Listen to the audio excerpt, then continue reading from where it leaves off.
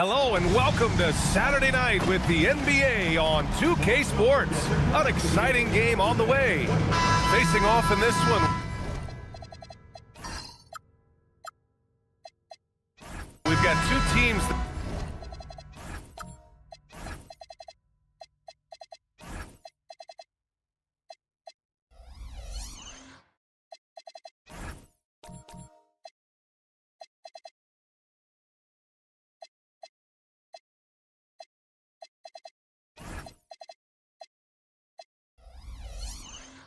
that freaks player movement and ball movement legs. Oh, that's right, and you can tell that by the assist numbers. The ball is really hopping, smart, unselfish basketball, a lot of player movement off ball as well, forcing those defenses to chase them. What's that old saying? The ball brings energy. It certainly does. And now the Atlanta Hawks starters. They've got Tyler Hero. Joel Embiid is out there with Lauri Markkanen. Then it's Norman Powell, and it's Murray in at the 1 spot. Back to SGA. Down low. And Sengun throw it down. Yeah, great finish by Sengun. I love when he goes up with power. So it's Atlanta now, and going against San Antonio, their first meeting of the year. They'll be looking to impose their will against this team, something they couldn't achieve last season. Hero, no good. And here are the Spurs now. They put up a nice win against Toronto last time out. And it's just so hard to stop them when they're scoring at that level. They were efficient and didn't let up at all. And the fact that they did all of that on the road was really impressive. Embiid against Sengun. Shot clock at 5. Sengun against Embiid. That one's good for 2. Well, listen, if Embiid gets the ball that close to the rim, it is over. You have to deny position. Pass to Knipple.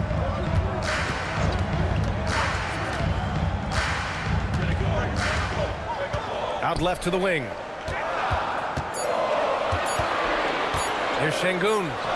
And it's good with time running down on the shot clock.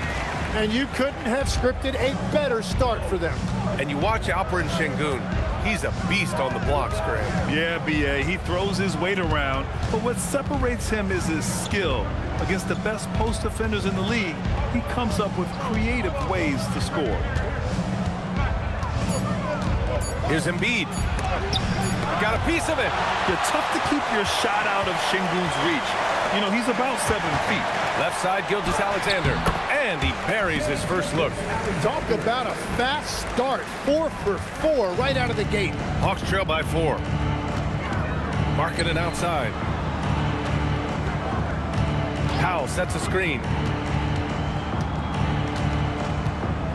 Now Markkanen. Shot from the wing. Doesn't go, and he's 0 for 1 from the floor. Well, he's certainly more than capable of hitting that shot, but somehow, even with no defense, he came away empty. Unloads. And it's SGA missing. Just their first miss of the night. They've been aggressive, and they've been proficient. That one's good from Powell. On the assist by Murray. Good awareness by Murray. Sees a hole in the defense and feeds the guy ready to exploit it. Pass to Buzelis.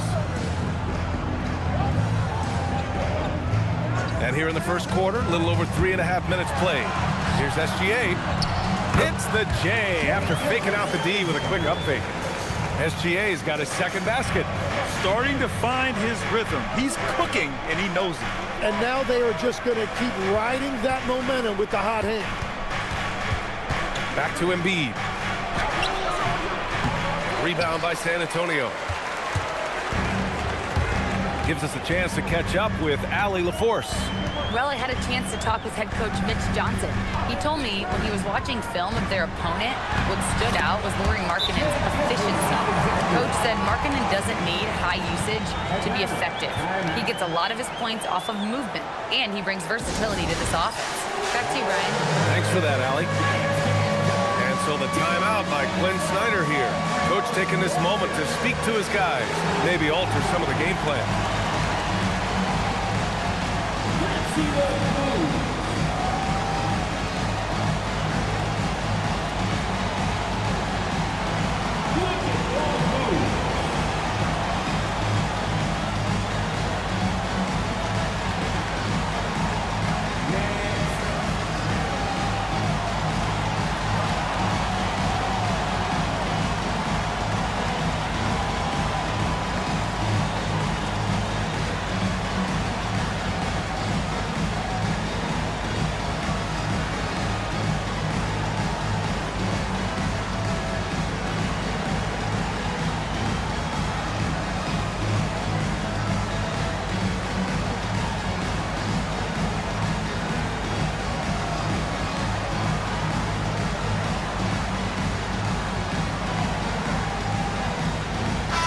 group substitution here for Atlanta. Wendell Carter, he's checked in for Joel Embiid. Aldama comes in for Lauri Markkanen. Saddiq Bey, he's checked in for Hero. And it's C.J. McCollum in for Murray.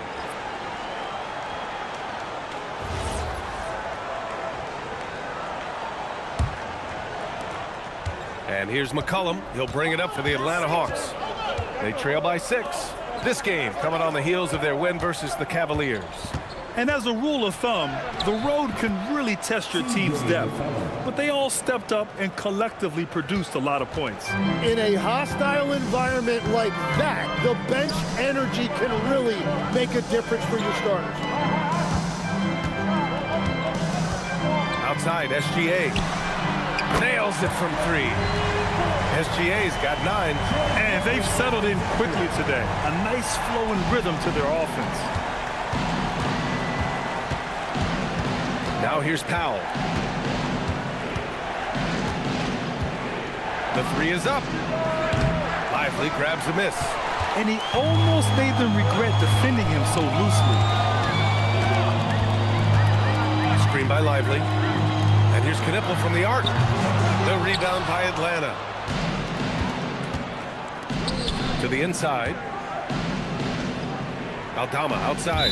Out of bounds. It'll go to the Spurs. All right, let's bring up the leaderboard and see which players were the most efficient from the charity stripe last month. Second, Wendell Carter. And over this stretch, his foul shooting has been exceptional. You could tell he was enjoying every single trip to the line.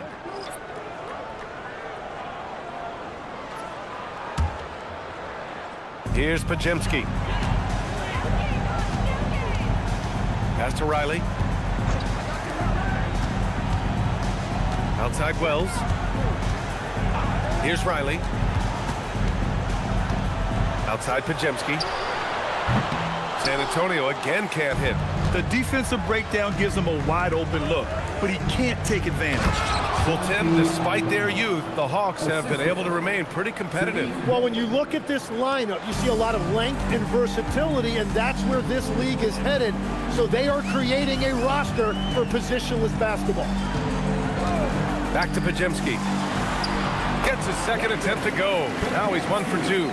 Credit their discipline. They've been working for high percentage shots. Hawks trail by 7.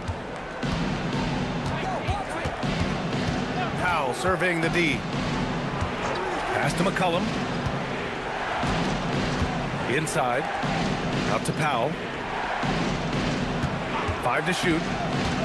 He shoots. Lively grabs a miss. And you see the frustration on his face. He had a great opportunity there, and he blew it. McCollum with a steal. And a fast break now for Atlanta.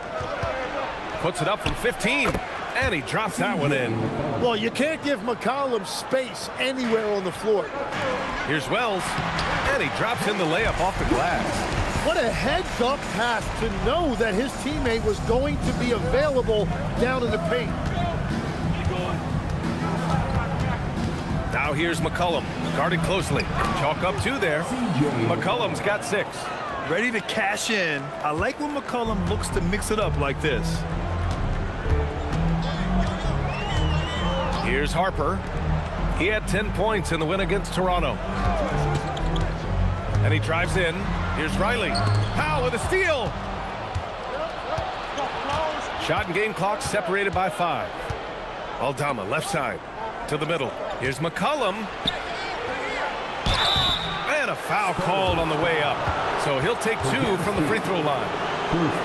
Well, that's one of the many things McCollum does to help your offense. He is so adept at drawing fouls, and if you send him to the line, it's almost automatic. Atlanta shooting their first free throws of the night right here.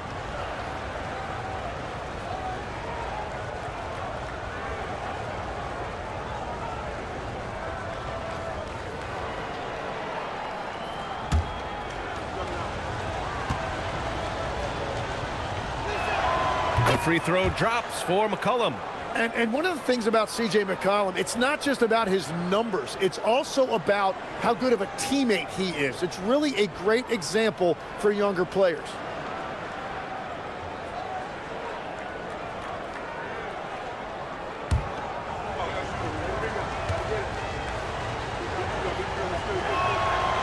No good on the second free throw. San Antonio leading by 4. Here's Harper. No made baskets yet. Over Bay. No good with a jumper from the wing. What a performance for Shai Gilgeous-Alexander. He has been the story for the Spurs. Hunting for opportunities, leading to 9 points in the quarter. We'll be right back.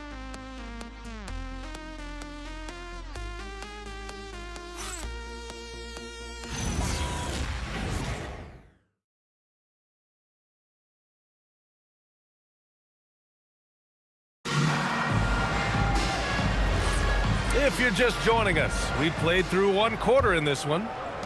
And a moment to look at the scoring approach in terms of where the points are coming from for the Spurs. They've been really going at the defense in the painted area, and so far the opposition really hasn't had an answer for them. Another highlight for them has been their early ball movement, making quick, decisive passes to set up guys for great looks. And Atlanta, looking at who they've got.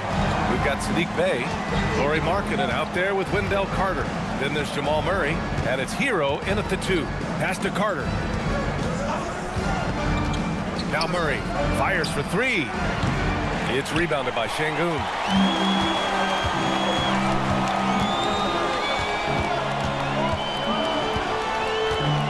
Now here's Gilgeous-Alexander, defended by Murray. 6 to shoot. Here's Gilgeous-Alexander. SGA, what a finish! They have no answer defensively inside. Hawks trail by 8. Outside Murray. Pass to Hero.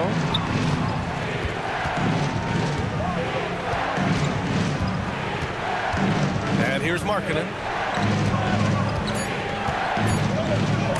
Shot blocked! When it comes to contesting shots, Buzelis is showing us that he's got great timing. They have a decent advantage in regards to rebounding. And after putting it down, he dangles from the rim a little. Man, that's borderline taunting right there, Grant. They're playing with a certain swagger right now. And so the timeout by Quinn Snyder here. We might see him looking to make some tweaks to the strategy.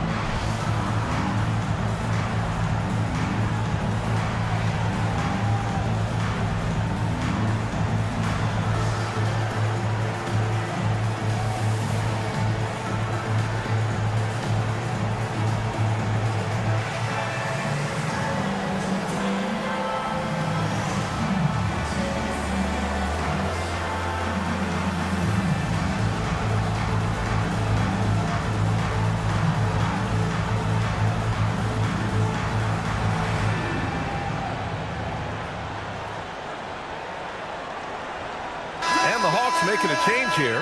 Embiid's checked in.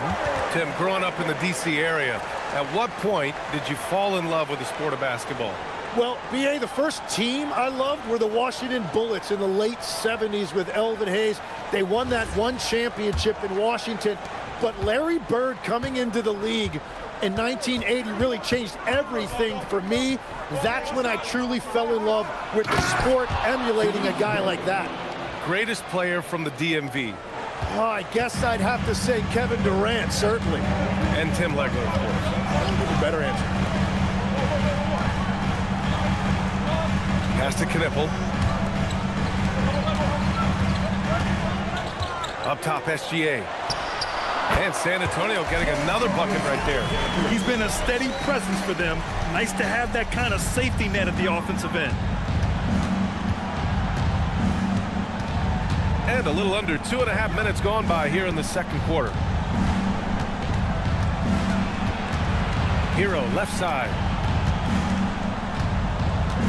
From deep. It's rebounded by Şengün.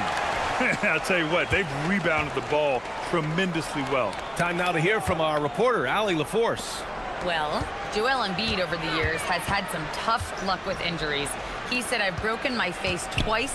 I came back early with the risk of losing my vision, broken fingers. I still came back. I wish I was as lucky as others, but that doesn't mean I'm not trying to do whatever it takes to be out there." Guys, back to you. Thanks a lot, Allie. Yeah, consistency beyond the arc was a big selling point for Knipple. I mean, he's got really impressive accuracy. Now here's Hero, tightly guarded. Embiid's got space. Drains it. Now he's 3 for 5. Well, Embiid is laser focused. The way he shoots the ball is unreal for a 7-footer. Tim, these recent injuries robbing Embiid of prime years. 7 straight All-Star appearances up to 2025. Yeah, BA, for a player his size that moves as quickly as he does, it seems like it put a tremendous amount of strain on those lower extremities. It's a common theme in this league. Norman Powell, he's checked in for Atlanta. And let's take a look at some of the players we expect to participate in this year's dunk contest. Always an exciting event. Yeah, year after year, these guys find new ways to innovate and stun the judges. It's remarkable stuff. Hey, look at Buzelis. If he can keep raking in the votes and hold on to his number 4 spot, he'll make the cut for the contest for sure. And I see no reason why he shouldn't. And frankly, I think he's got a pretty good shot at wowing the judges and winning the whole thing. So that's how things are currently looking for the dunk contest. But of course, we'll update you with the latest news as we receive it. And as this lineup starts to take shape, this event is only getting more and more exciting. Pass to Markkanen. Hero scanning the floor. Takes a 13-footer. Rebounded by the Spurs. They really have a commanding lead, not just in points, but in rebounds as well. Here's Gilgeous-Alexander, and San Antonio getting another bucket right there. He is dialed in right now, perfect from the field this quarter. Hero outside. Screen by Embiid. The 3 is up. It's rebounded by Şengün. Yeah, and the defense has really got to tighten up on him. I mean, he's just too dangerous from the three-point line. Powell with it. To the paint. Oh, it's stolen by Gilgeous-Alexander. Pass to Şengün. Outside, SGA. Here's Knipple. To the right side. And there's Şengün on the assist by Buzelis. Şengün's got 8 points. That's been typical of their performance today. They're sharing the ball and creating good shots. And so the timeout by Quinn Snyder here. And we might see some changes. Coach potentially looking to adjust.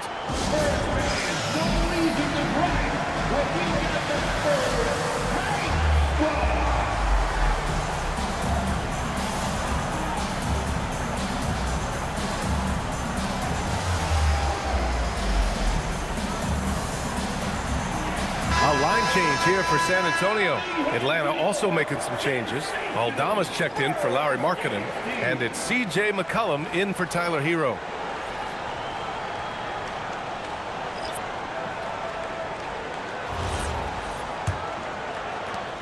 Hawks trail by 18. McCollum taking his time here. 3-pointer Embiid. They grab their own miss. Murray for 3, and Atlanta misses again. San Antonio's gone 3 of 5 from the perimeter in this game. Outside Wells. Pass to Riley. Lets the 3 fly. The rebound by Murray. And so it's Murray who brings up the ball for the Atlanta Hawks. McCollum outside. Now here's Embiid. They kick it out to Murray. And he can't stop the drought. Another miss. Wells up top. McCollum defends. Pass to Riley. Here's Harper. Takes the 3. Hits the trifecta. Harper's got his first bucket of the game, and he's on the board for 3. And I like that Harper isn't a one-dimensional jump shooter. He can do it with a catch and shoot like that or off the dribble. Powell outside. From outside, off the mark. They are really struggling to stop this run. They just need a spark. This is when your leaders have to step up. This defense is getting spaced out. 3 of the last 5 buckets have come from way beyond the arc. They've been having major problems offensively. Definitely in a bit of a dry spell. Back to Murray. And 1:01 left in the second. 4 on the clock. Atlanta needs to get off a shot. Count that one. 8 points for Joel Embiid. Well, Embiid is a powerful player, one who is used to pushing his way through contact. Harper passes to Lively. And he takes it in for the layup off a very nice feed. And trust me, when the D's slow to react, he'll be the first guy to make them pay. Well, the way this game is going, I'm actually not surprised it was that easy for him. Pass to Murray. Let's go with a 3. Lively grabs a miss. Lively's got his 5th rebound in this one. Wells, the pass to Lively. Here's Riley. From deep, Harper. McCollum pulls it in.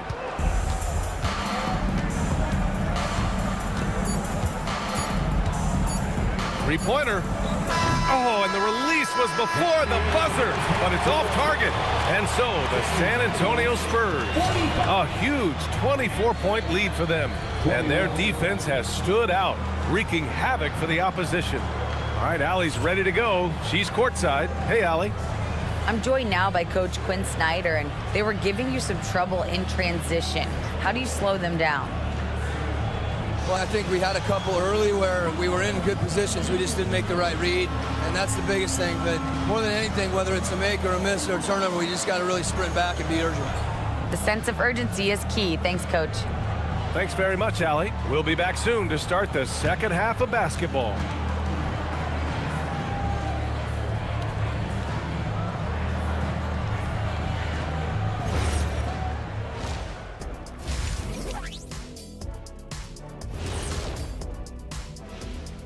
Did you miss us? Stupid question. Of course you did, and we missed you. And tonight we kick off with our mid-season focus on power rankings. Well, right now for the Spurs, holding steady at the 2 spot. I wonder how they feel about that placement on our ranking scale. I'm sure it keeps them up at night. That's the power of the power rankings, about equal to a half a cup of coffee. Well, if it's going to keep them up, I have a product that should put them to sleep. I got all the products, baby. And getting back to our current contest, very impressive first half performance for the Spurs. They are just racking up the assists right now, playing for one another. Man, this is great. Yeah, we'll see if they can keep up this mentality in the second half. If they do, they win. That's it for us. Thanks for tuning in. Now let's send you over to Brian Anderson with the third period.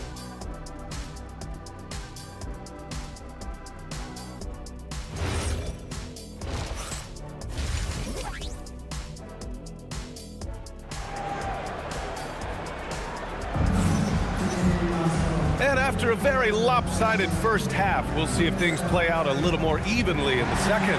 You know, Shai Gilgeous-Alexander has been exceptional here, guys. Yeah, he played such a smart first half, maximizing his opportunities offensively. And what more can you ask of him? That is helping out your team.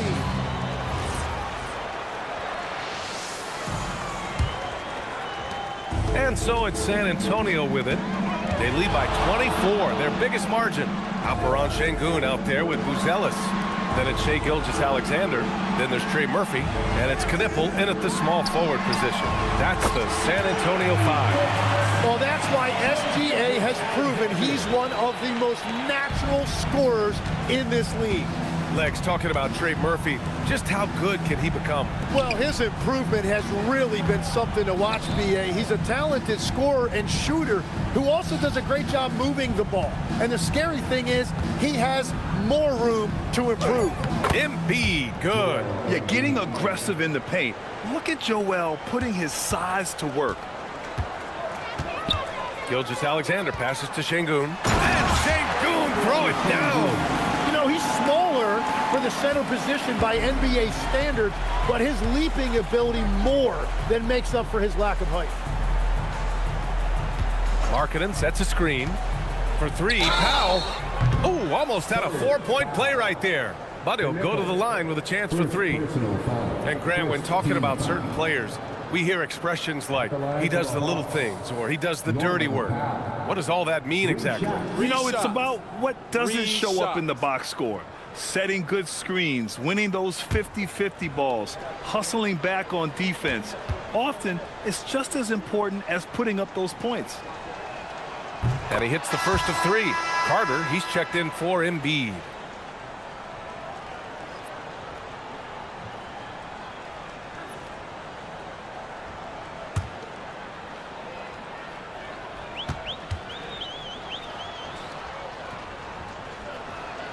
He hits the second from the line.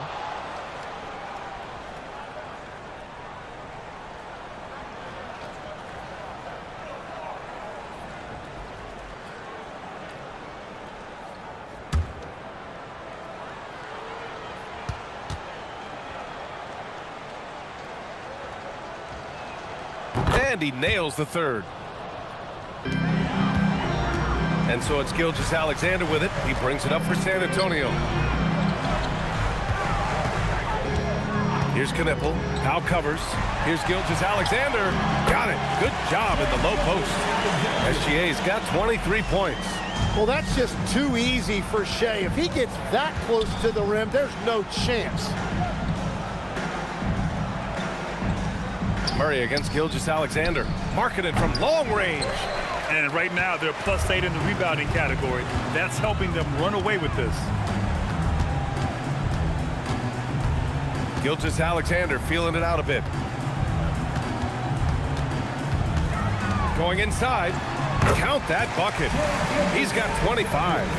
And guys, the way this defense is getting manhandled down low, you have to wonder if they're at 100% right now. Now a timeout called by Atlanta.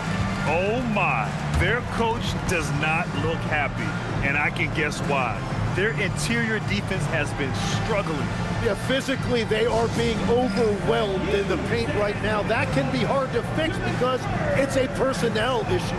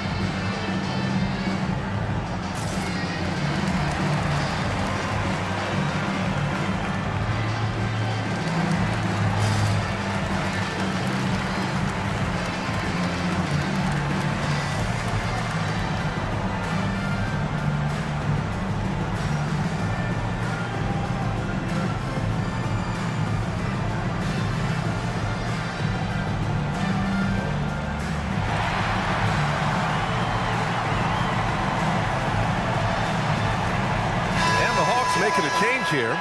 Bayes checked in. Okay, let's fire up the 2K leaderboard. Last year, you really had to protect the ball against these teams. The Hawks in second. And this is a team that takes great pride in being aggressive on the defensive end.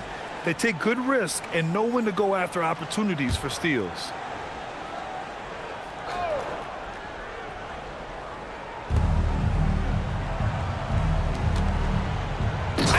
Dunk by Bay.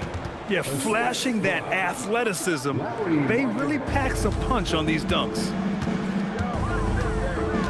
Here's SGA. Beyond the arc. Rebound Atlanta.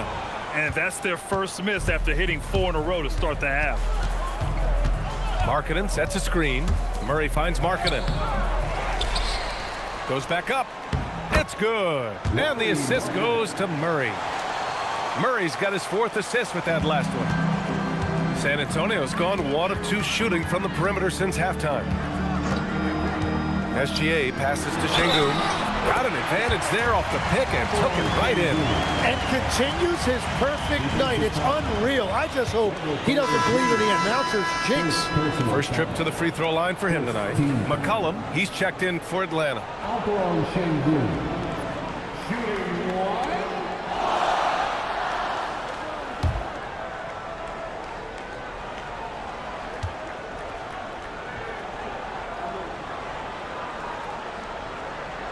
That free throw good from Şengün. Legs, when you're watching a young team play, what are the things you're looking for? Well, look, a lot of teams have young players who are focused on making a name for themselves, but I like to see unselfishness. Those guys who can play with a team-first winning mindset, those are the guys that you keep long-term. Play D, do the dirty work, stay in the rotation. About sums it up. Here's Knipple. 5 points in the game. Takes a three. San Antonio again can't hit. He didn't make them pay for that weak defense, but they just can't rely on him to miss those kind of shots. McCollum, the pass to Hero. Down low. Here's Carter, and it's slammed in by Carter. And that is what combo guards have to do in this league. Tyler Hero can score it, but he can also run your offense. Timeout called, the Spurs.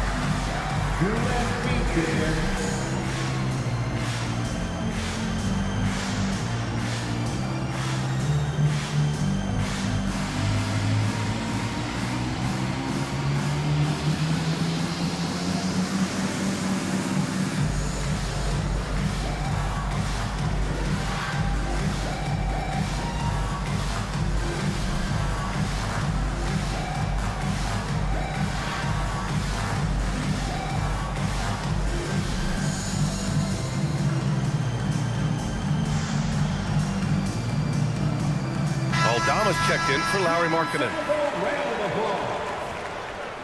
Substitution on the court.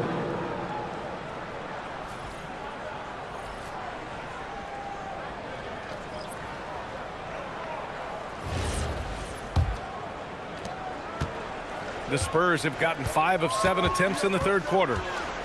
Pass to Buzelis.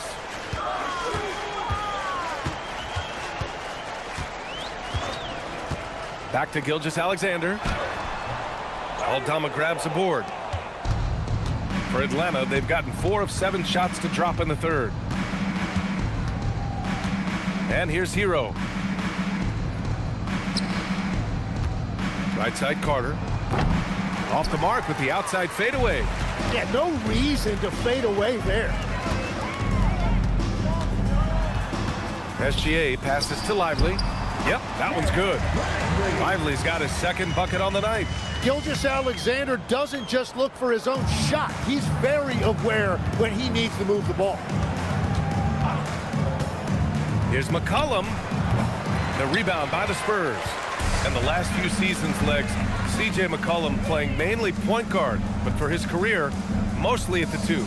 Yeah, listen, he can play either, certainly can be a lead guard when he needs to be, but shooting and scoring off the dribble is really his bread and butter, and he can get to it from any angle, any platform, in any situation. Great player regardless. Absolutely. All right, let's get a report from Allie. Thanks, guys. It's always exciting to see a player with the hot hand. Klay Thompson knows a little something about that, and he said it's that flow state that any great athlete or artist, entertainer, tries to get into. The one thing I learned is you can't force those great nights. You have to let them just happen. Guys? I can only imagine what that's like. Thanks a lot, Allie. Bay outside. Here's Aldama. Uses the glass to finish the layup. Willing passers, unselfish play. You have to appreciate this kind of offense. Gilgeous-Alexander against McCollum. Shot on the wing. Ooh, a little luck that time as it drops. SGA's got 9 points here in the second half. Atlanta's gone 0 for 2 from outside here in the third. McCollum on the wing. Gilgeous-Alexander defending. Gilgeous-Alexander against McCollum. Down to 5 on the shot clock. Shoots over SGA. Off target on the 15-footer. San Antonio has gone 6 for 12 from deep so far in this game. San Antonio moving the ball around.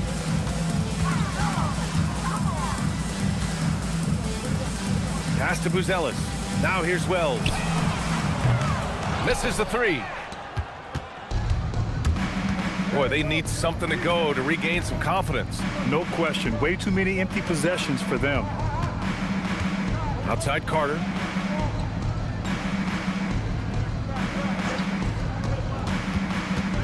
Now McCollum puts up a deep three.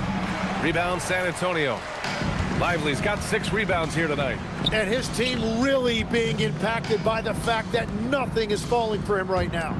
There's the triple. McCollum pulls it in. 2-second difference between shot and game clock.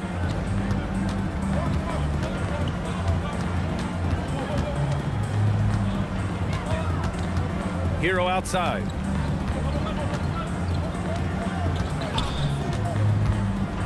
From behind the arc. It doesn't go for him.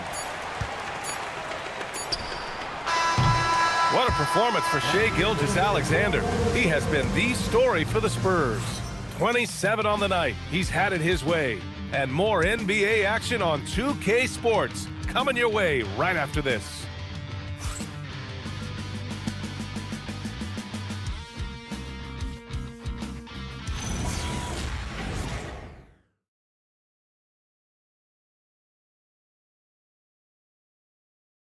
And a worthy candidate tonight as we take a look at our State Farm assists of the game.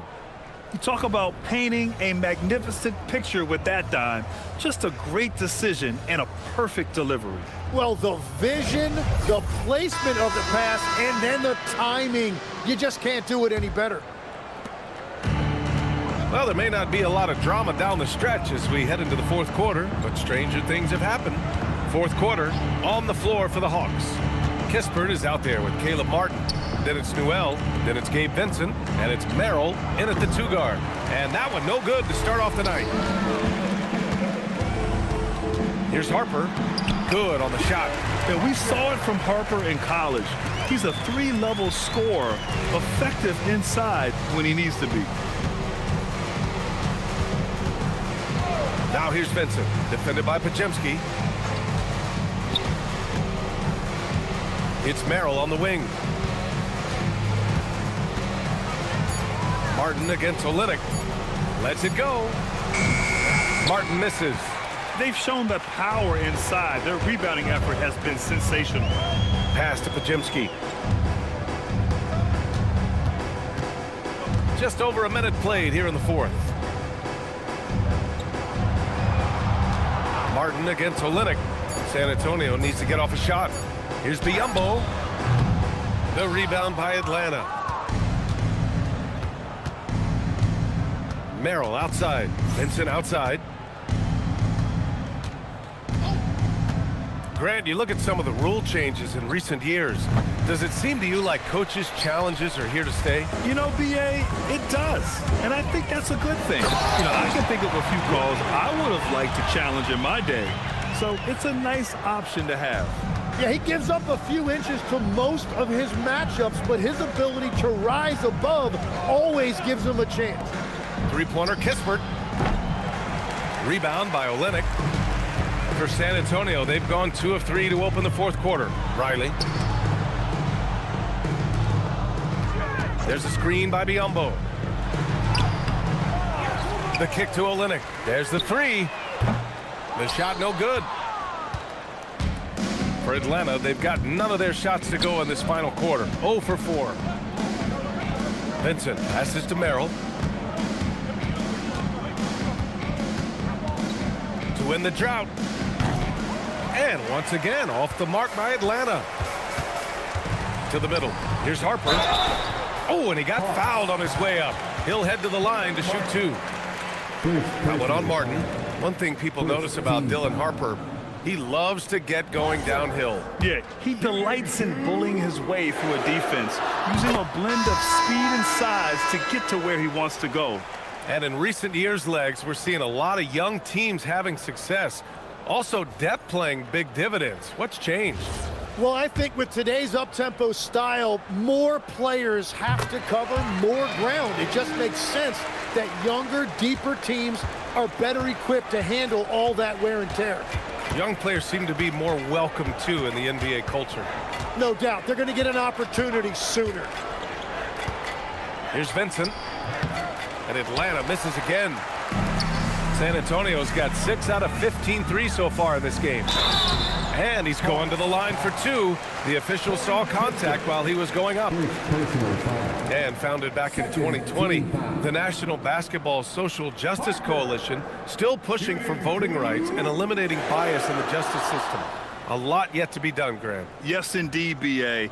And give them a follow. I mean, it's so much important work, and it takes all of us to really create the change we all hope to see.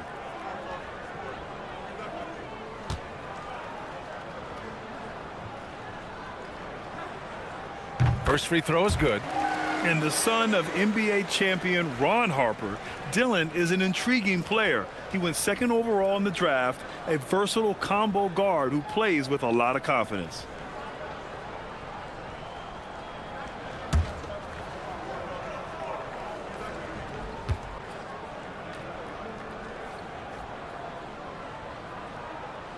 So he hits 1 of 2 from the stripe. Atlanta's got nothing to fall from outside the arc here in the 4th. 0 for 4. Pass to Vincent. Now Embiid, guarded by Olynyk. Embiid against Olynyk to halt the run. And Atlanta misses again. The Spurs have gone 2 of 5 from the field in this final quarter. A little over 3.5 minutes in the books now in this 4th quarter.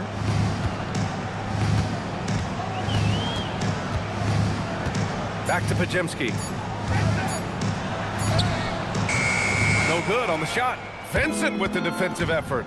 They need something good to happen here. Yeah, they've gone way too long without a score. Powell outside. Here's Embiid. And Embiid throws it down. Yeah, and when he's healthy, Embiid has proven that this is what he's capable of every single night. Here's Harper. Powell covers. Tries a 10-footer. Outside Podziemski. From the arc. Rebounded by the Hawks. Embiid's got 4 rebounds in the game. Pass to Powell. All right, Tim, you've covered the NBA for a long time now. What's one thing you wish you could change about how we cover the game? Well, I think there's a temptation to boil it down to hot takes, and I'd much rather see us cover the appreciation that we all have for the nuances of the actual basketball. The game has never been more skilled than it is right now. Totally agree. And he gets the bucket. Love that look there, locating his teammate and creating an easy basket. Vincent outside. Pass to Embiid. Oh, nice finish from the low block. That one's good. Yeah, good things happen when Embiid has the ball in his hands. I mean, this guy can do it all. Olynyk with a screen on Powell. Now Podziemski. Here's Riley. Here's Olynyk. Soft touch off the glass. Yeah, he found some room there along the baseline, some space at the rim, goes right up and puts it in without resistance. And the call is going to be, yes, on an illegal screen. You're not going to fool the officials too often on an illegal screen. Well, my feeling is you just want to make sure it's called consistently both ways. Alperen Şengün's checked in for Olynyk. The Spurs have gone 4 for 10 in the 4th. Here's Harper.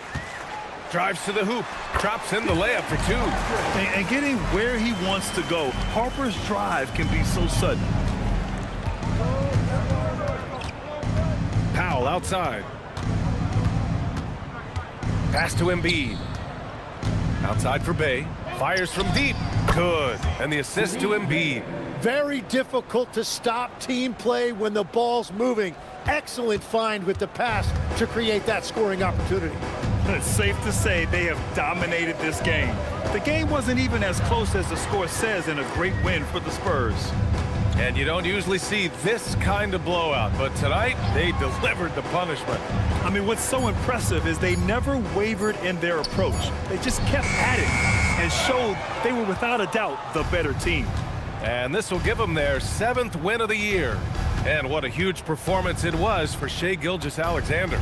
Yeah, no doubt. He was the most impactful player for their offense tonight. Şengün with a steal.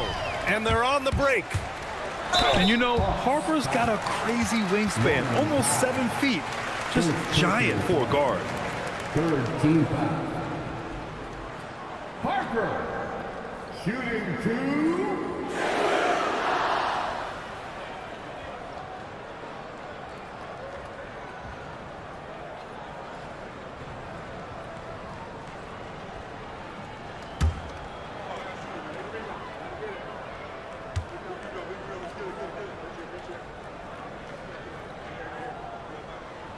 He's off on the first. For San Antonio, Derek Lively comes in for Matthews. And Shai Gilgeous-Alexander is subbed in for Podziemski. Carter, he's checked in for the Hawks. McCollum comes in for Norm Powell.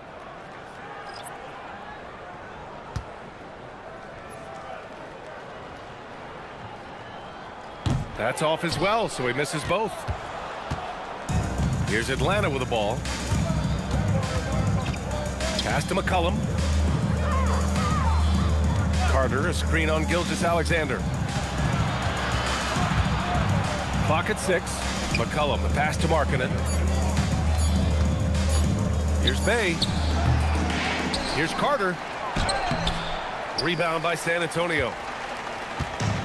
16 seconds left to play in the 4th quarter. And here's Lively.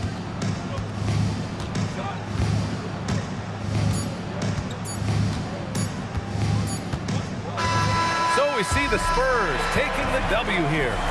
Well, this might not have been the most competitive game we've ever seen, but you've got to appreciate their masterful performance. And I'm sure their fans appreciated it too. We saw the outstanding defense and a loaded offensive effort. They were just dominant out there. And that about wraps it up. For reporter Allie LaForce and for Tim Legler and Grant Hill, this is Brian Anderson saying thank you for joining us. And let's reveal our player of the game, Shai Gilgeous-Alexander.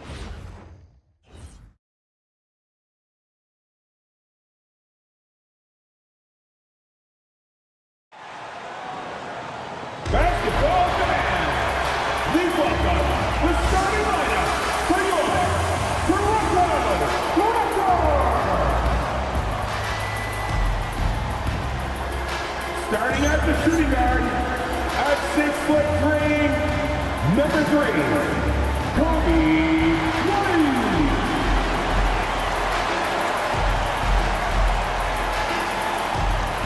Starting at small forward, 6'10". Greg, no secret that these teams don't like.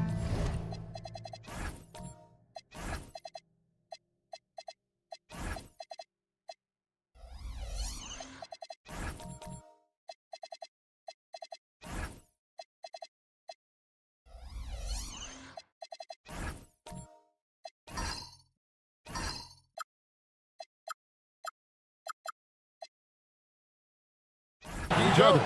Could things get a little chippy tonight? It would not surprise me at all, Kevin. These teams, not only fierce rivals, but there's a little bit of animosity for one another. Knowing the fact that both these teams play in the same conference, yeah, I'd say the spirits might be high tonight. So with George on the bench, here's the 5 for Doc Rivers right now. Banchero is out there with Williams. Then there's Edwards. Then it's Sabonis, and it's Harris in at the point. Growing into more of a passer, MPJ getting that assist. And so it's the Raptors getting on the board first.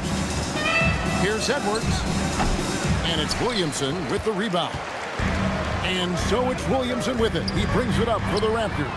And this is the first season matchup for them against this Milwaukee team. Off target from three-point range. Now we'll hear from Allie LaForce, and she's got a story for us. An update. Allie? I had a chance to catch up with Darko Rajakovic. I heard Coach go over the dribble handoffs that Sabonis is so creative with. He reminded his players that the jumper isn't the first option. Usually he looks to pass for 3 to 4 seconds, reminding his players to stay wide, anticipate high passes, watch for the cutters, and then contest. Sabonis can be a real headache out there. Back over to you guys. Terrific, Allie. We appreciate the report. Here is Porter, following the bucket by the Bucks. Just 5 on the clock. Halliburton for 3. Sabonis grabs the board. Well, he won't miss many of those, not when he gets a good look like that. Banchero dishes to Edwards. Back to Banchero. Driving in. And the shot is good. The defense puts contact on Banchero inside, but he just bullies right through it. GA now in year 3 under Darko Rajakovic. The Raptors are staying the course. His contract runs through next season, and he's all in on developing these young players and getting the best out of them. Now here's White. Boy, he just disappeared against San Antonio, and they really needed him. Limited success for them early on here, but don't expect that to continue. Banchero with the ball. Guarded by Porter. Solid play in the low block, and that one's good. Boy, he is looking confident. Love how they're using him so far. And you know what? They're going to keep using him. I mean, he'll be the centerpiece of their offense today. You can bank on that. An unpredictable guard. Halliburton has a great feel for when to score and when to pass. Milwaukee with the ball. After Toronto picking up the basket just moments ago. And listen, sometimes even the best of us are going to miss the easiest of opportunities. Outside Williams. Edwards looking it over. Duren pulls it in. Duren's got 4 rebounds in this game. Porter in the corner. Back to White. Over Harris. Top of the key jumper, no good. For the Raptors, they come in off the loft to San Antonio. Sabonis' screen on Halliburton. Edwards can't hit. And even without that 3-ball dropping for him, the defense should have done more on that last play. Porter passes to Williamson. Halliburton outside. Fires the 3. Rebounded by the Bucks. Here is Edwards. Nothing on the board. It's hauled in by the Raptors. Duren's got his 6th rebound on the night. No doubt he's struggling right now from the field. Let's see if he can get it going this quarter. Williamson kicks to Porter. Raptors moving the ball around. Fades away. And it's Williamson missing. Milwaukee has gone 0 of 2 from deep here. Pass to Sabonis. Banchero drives the double. Williams dishes to Harris. Misses, and the dry spell continues. Well, he's got a great stroke. That one almost dropped. Back to Porter. In the corner, it's Duren. Outside, Porter. Pass to Halliburton. They get the rebound. Now, Williamson. And the dunk by Williamson. What a move. Few do it as well as Zion Williamson. Here's Milwaukee now. They put up a nice win against Detroit the last time out. Yeah, and in that one, they caused a lot of misfires with their intensity on the defensive end.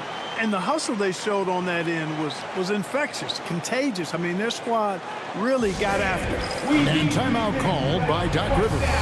Coach is going to take a few minutes to regroup and go over the strategy.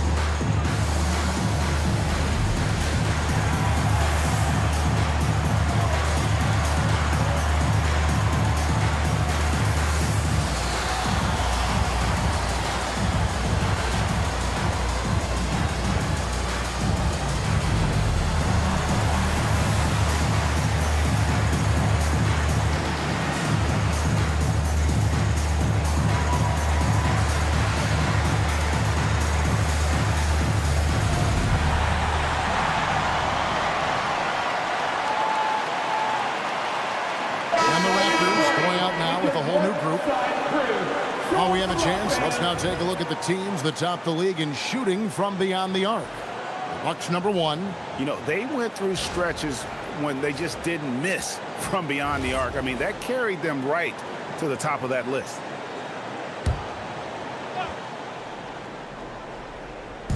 And so it's Milwaukee now. Suggs with the ball. Outside, Reed. Down to 5 on the shot clock. And stolen by Giddey. Goes up high for the two-handed dunk. And everyone loves running, especially a guy like Giddey. Greg, we have another up-and-comer from down under, Josh Giddey. Well, I mean, a lot of young talent coming to the NBA by way of Australia. With great skill development programs showing in Giddey. Stands 6'8", but plays like a small point guard. Pass to Kuminga. And contact on the shot, so he'll be shooting free throws here. So, Greg, with All-Star voting underway, there are plenty of deserving players, but only 12 spots for each conference. It is very difficult to choose. And that's why it feels like someone gets snubbed every year. I'd love to see the league expand the rosters to 15 spots. Remember, we had 12-man rosters back when there were only 9 teams. That one is off. And we continue to see Kuminga improve at a steady rate. He's a young big with a bright future in this league.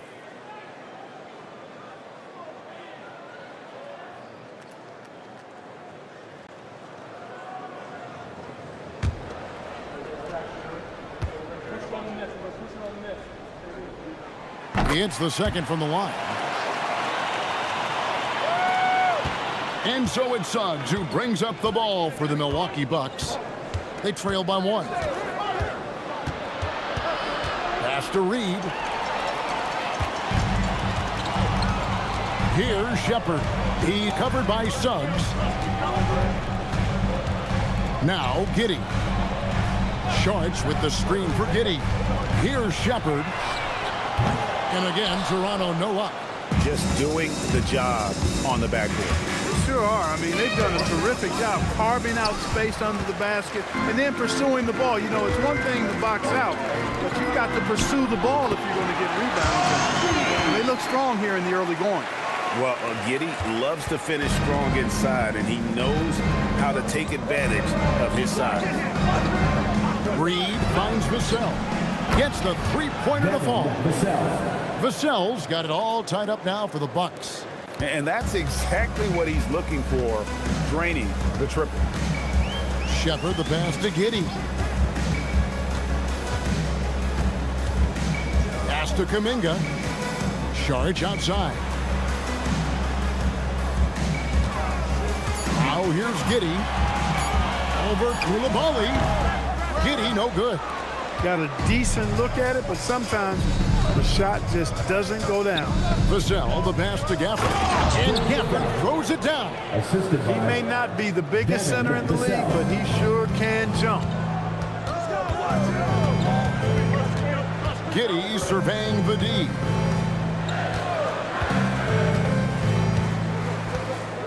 Charge a screen on Vassell. So at the end of one quarter of play, still a close game. Bucks ahead, up by 2. Let's take a quick break now, and then it's on to the second quarter after this.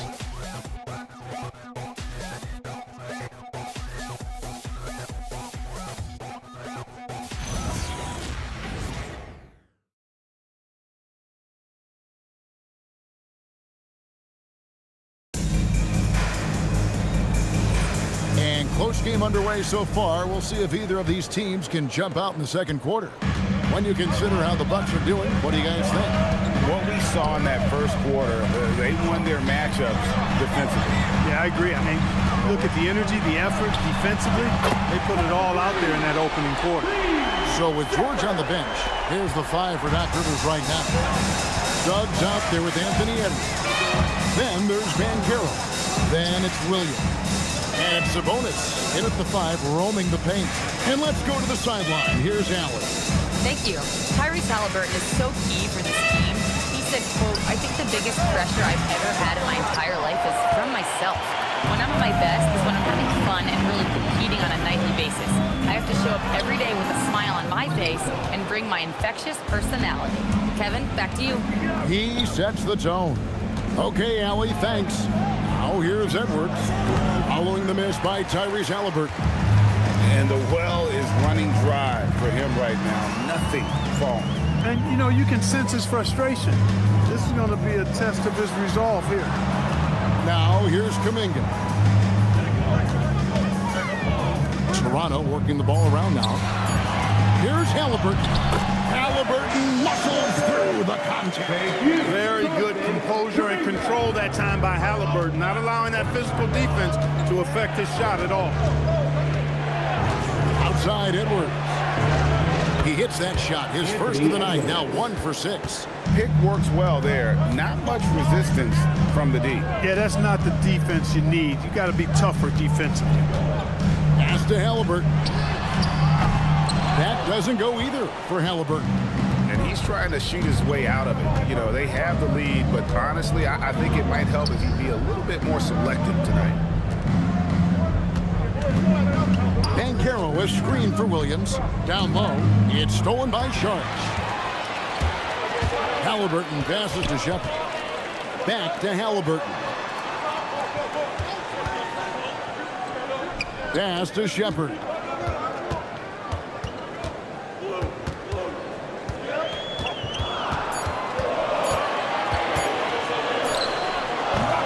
Milwaukee with the rebound. Banchero's got 4 rebounds in this game. Williams has a screen for Banchero. Bangs home the trifecta. Banchero's got 7 points. And he's got a nice fluid motion on his long-range shots. I think Banchero will be a consistent three-point shooter at the NBA level. And timeout called by Darko Rajakovic. He's going to take a few moments here to check in with his team and regroup. You know what to do. Set your move.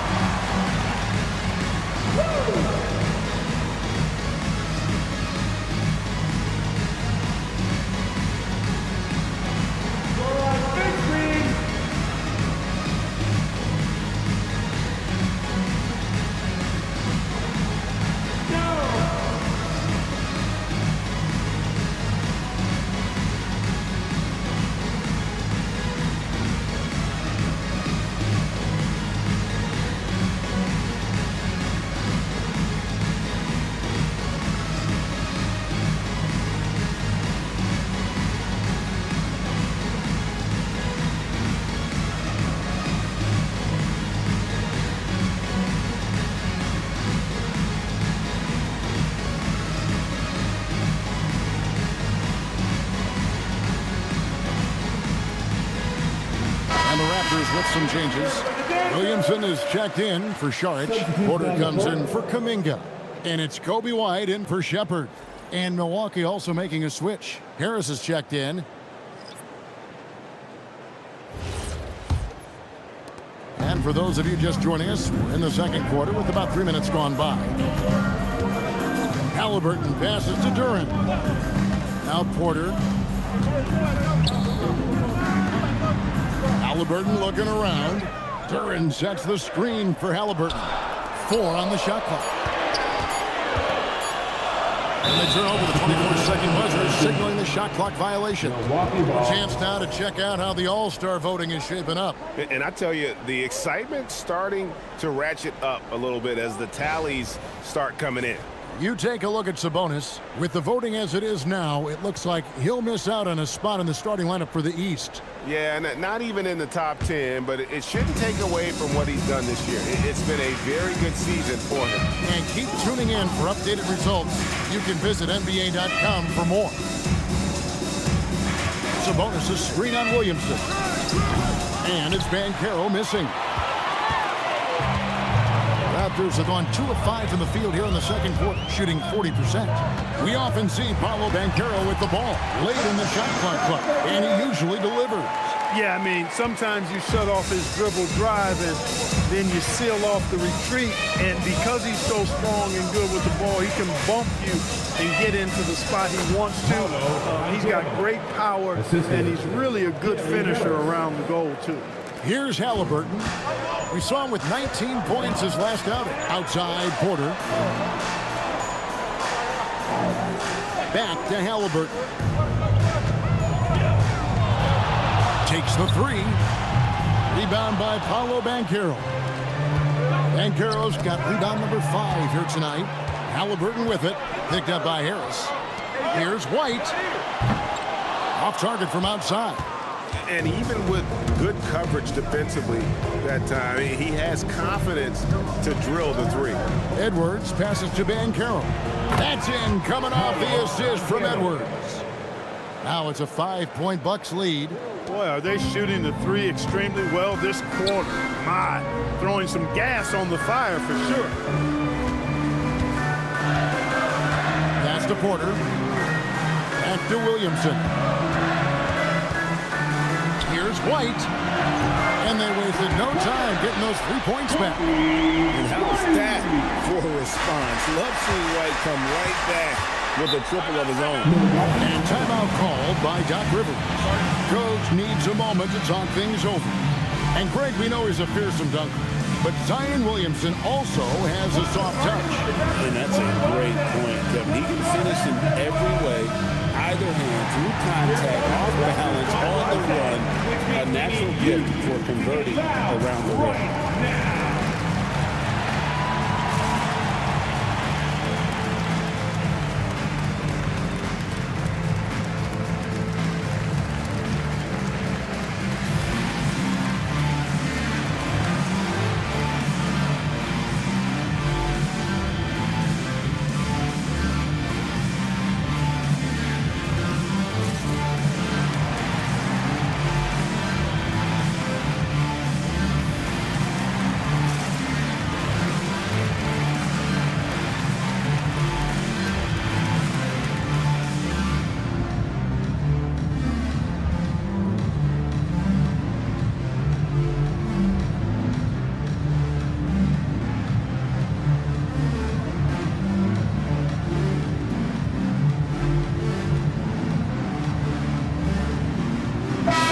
Here for the Raptors. Kate is checked in, and Josh Giddey subbed in for Halliburton. Big group substitution here for Milwaukee. Reed, he's checked in for Sabonis. Daniel Gafford comes in for Banchero. Coulibaly, he's checked in for Jalen Williams. And it's Vassell in for Edwards.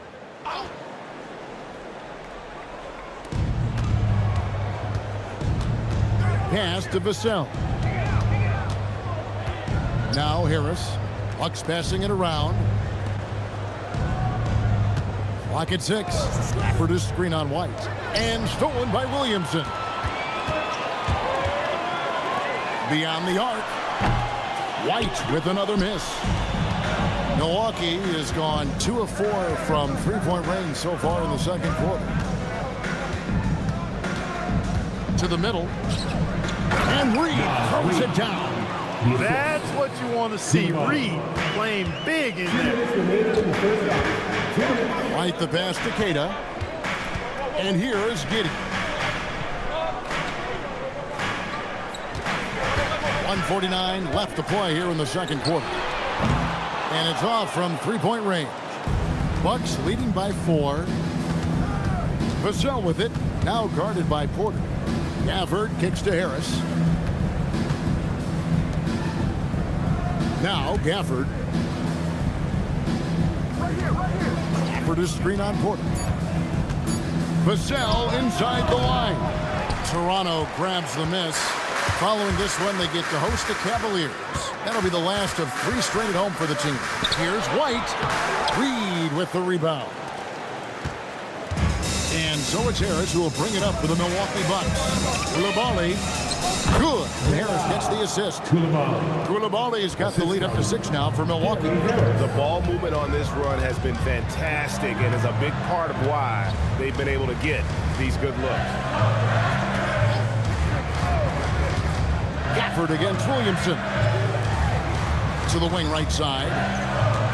Raptors need to get a shot. Here's White. Out of bounds. Milwaukee takes possession. The Raptors making a switch here. Sharge is checked in.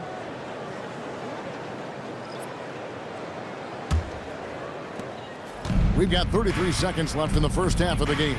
Pass to Harris. Reed with a screen for Harris. Shoots. The rebound by Queta. And if you ask me what percentage of the time he's making that shot, my answer would be in the single digits.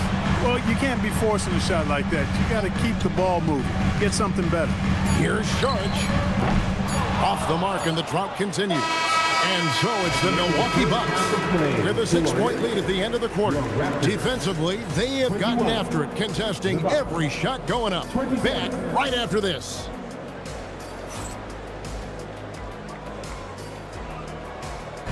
Fans, direct your attention to second court. And get ready for the fan. Half-court shot. Drum the sleeves. They're measuring up the shot.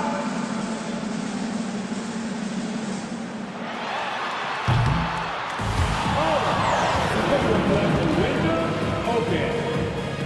One more time. A round of applause for the participants.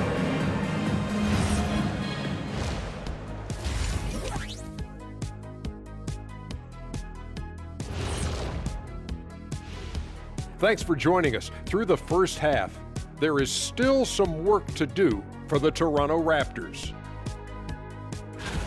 They found an advantage in the painted area, and they're exploiting it. I just say keep doing what you're doing. Yeah, if it ain't broke, please don't fix it. And next up, here's a look at some of the contenders for the fan-favorite three-point contest. No doubt these guys can shoot the lights out, but I've got an idea. Let me stand right in front of the rim. Let's see how many they make in a row. Adding obstacles to the course. I like it. Thank you for being with us. Now let's send it to Kevin Harlan for the second half tip.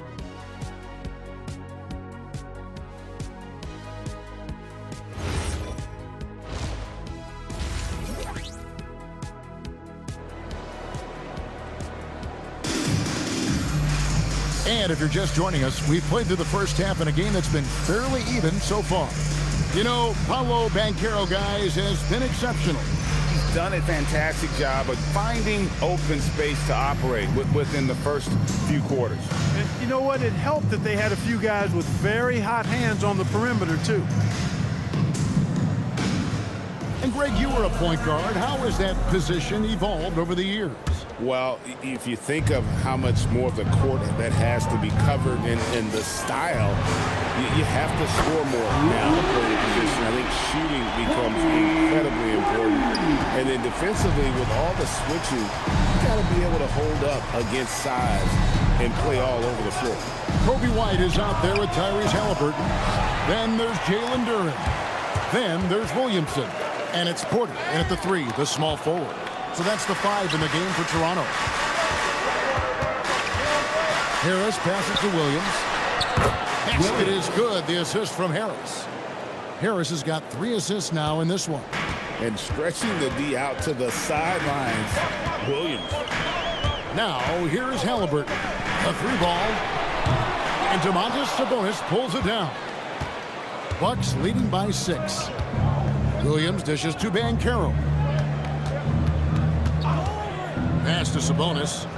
And slam dunk by Sabonis. Always a threat to score. Banchero, that time with a sweet find. Outside, Porter. Back to Halliburton. Duren with the screen on Harris. It's Porter. Outside. Here's Duren. And that's good. A nice job on the glass as they pick up 2 on the second effort. And guys, the D has to show a little more fight on the interior than they did on that trip. Halliburton against Harris. It's stolen by Banchero. To the inside. And Harris gets it to go on the assist from Banchero. Banchero's got 3 assists tonight. And timeout called by Darko Rajakovic. He's going to have a discussion on the sideline. And the championship for America, let's go.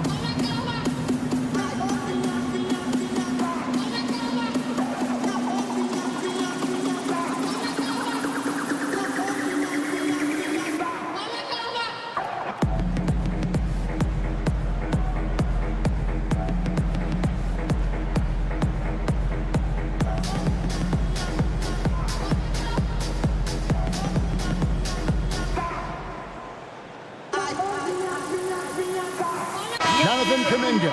He's checked in for Toronto. Shepard comes in for Kobe White. And Milwaukee with a change here, too. Suggs is checked in.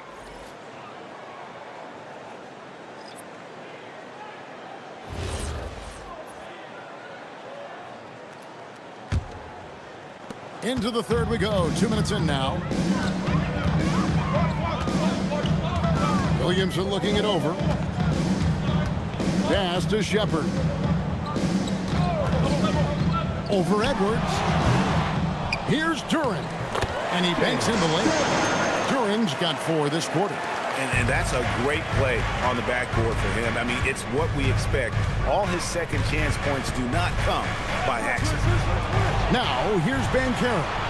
12 points for him. Sabonis sets the pick for Edwards. Shot clock at 5. Sabonis gets the bucket. Sabonis has got the lead. Back up to 8 now for the Bucks. Everything going to plan here to start the third. 80% shooting thus far. Williamson outside. Duren with the screen on Banchero. Lets it go with the 3. And it's Shepard missing. Milwaukee leading by 8. Banchero passes to Suggs. Back to Banchero. Shoots over Kuminga.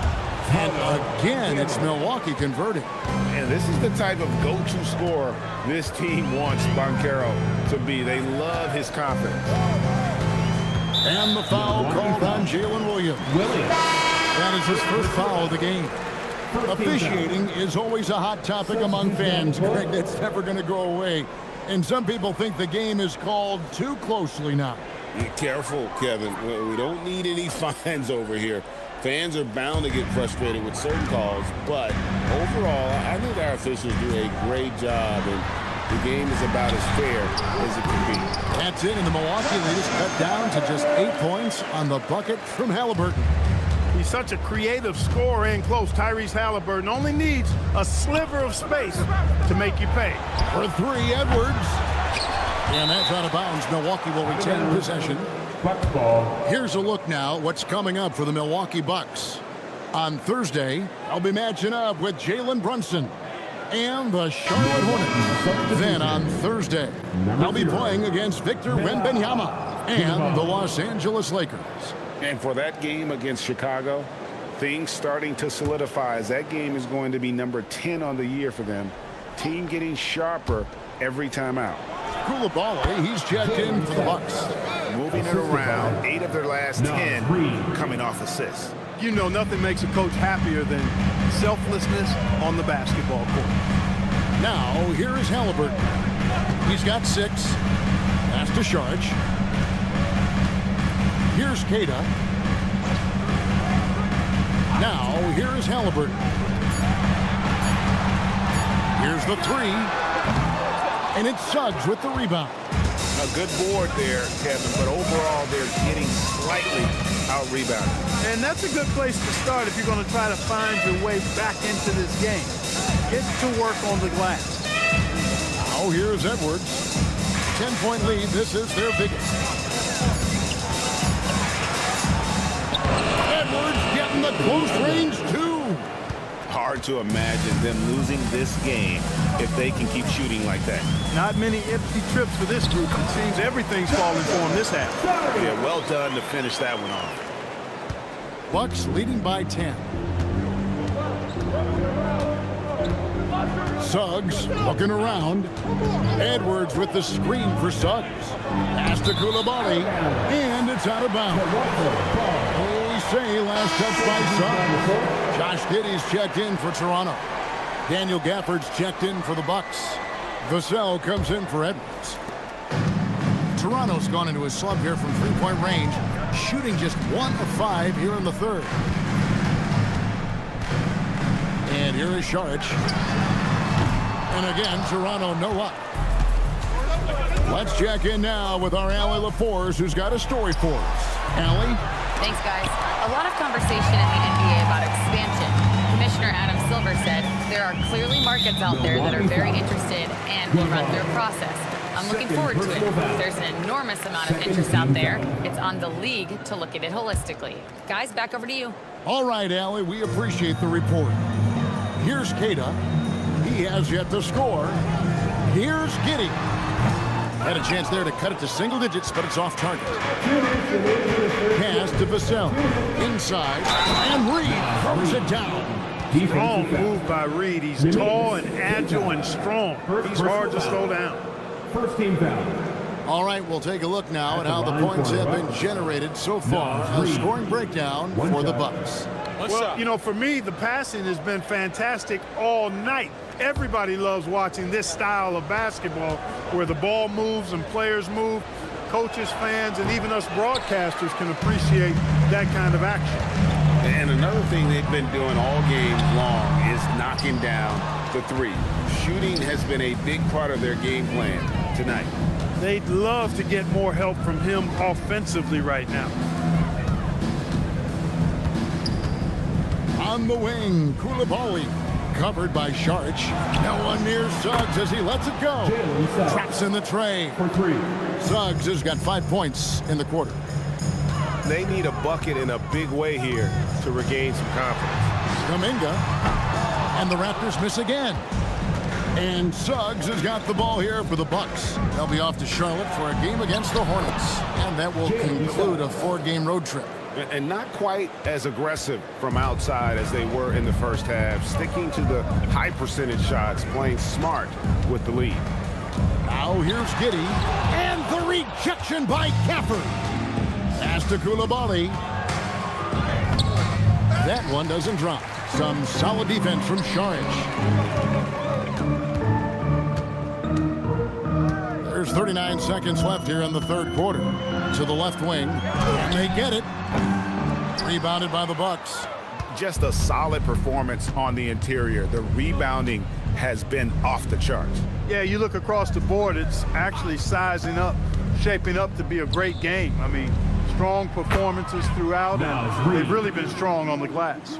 The assist totals, Kevin, just continue to grow. They're way ahead in that category. Ball movement has been flawless. Clearly just an example of a different mindset between these teams. To the right side. Tried to answer back, but that three is off the mark. And as we conclude the third quarter, pretty much a blowout. It's been a one-sided affair. Bucks ahead, running away with it.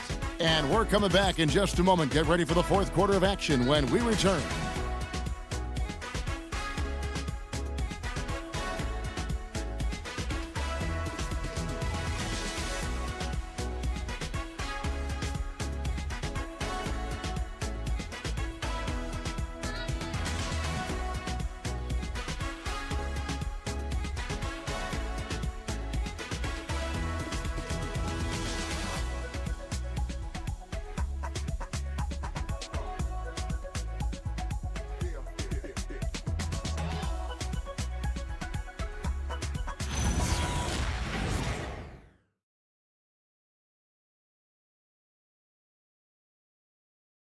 And now let's go back to a play from earlier as we show you our State Farm assist of the game. Just true artistry right there. I mean, great decision on where to go with the ball, and how about the perfect delivery? And they'd love to see every possession end this way. True team basketball. And we reach the fourth quarter in a game that may be already out of hand. So with George on the bench, here's the five for Doc Rivers right now. We've got Anthony Edwards. Williams is out there with Paolo Banchero. Then there's Harris. And it's Sabonis in at the 5 spot. Just 4 to shoot. Cans it from downtown. And it's 8 points for Williams. Yeah, they're relying on their three-point shooting and getting pretty good results. On the wing, Porter. He's guarded by Williams. Wide, a screen on Banchero. Back to Porter. Over in the corner, White. There's the triple. Porter, no luck. Milwaukee leading by 23. To the paint. Here's Banchero. That savvy little up fake there. Fooling the D. In the first half, they didn't look so confident in the paint. But you know what? Since that time, that's really changed. Zion Williamson's checked in for Sharp. Big group substitution here for Milwaukee. Antetokounmpo's checked in for Sabonis. Harper comes in for Williams. Jackson, he's checked in for Edwards. And it's Keontae George in for Harris. And that one misses. And you watch Paolo Banchero. GA offensively, he is a load to deal with. Yeah, I mean, he can cross you up, hit you with the spin move, score over either shoulder. This young man is a force.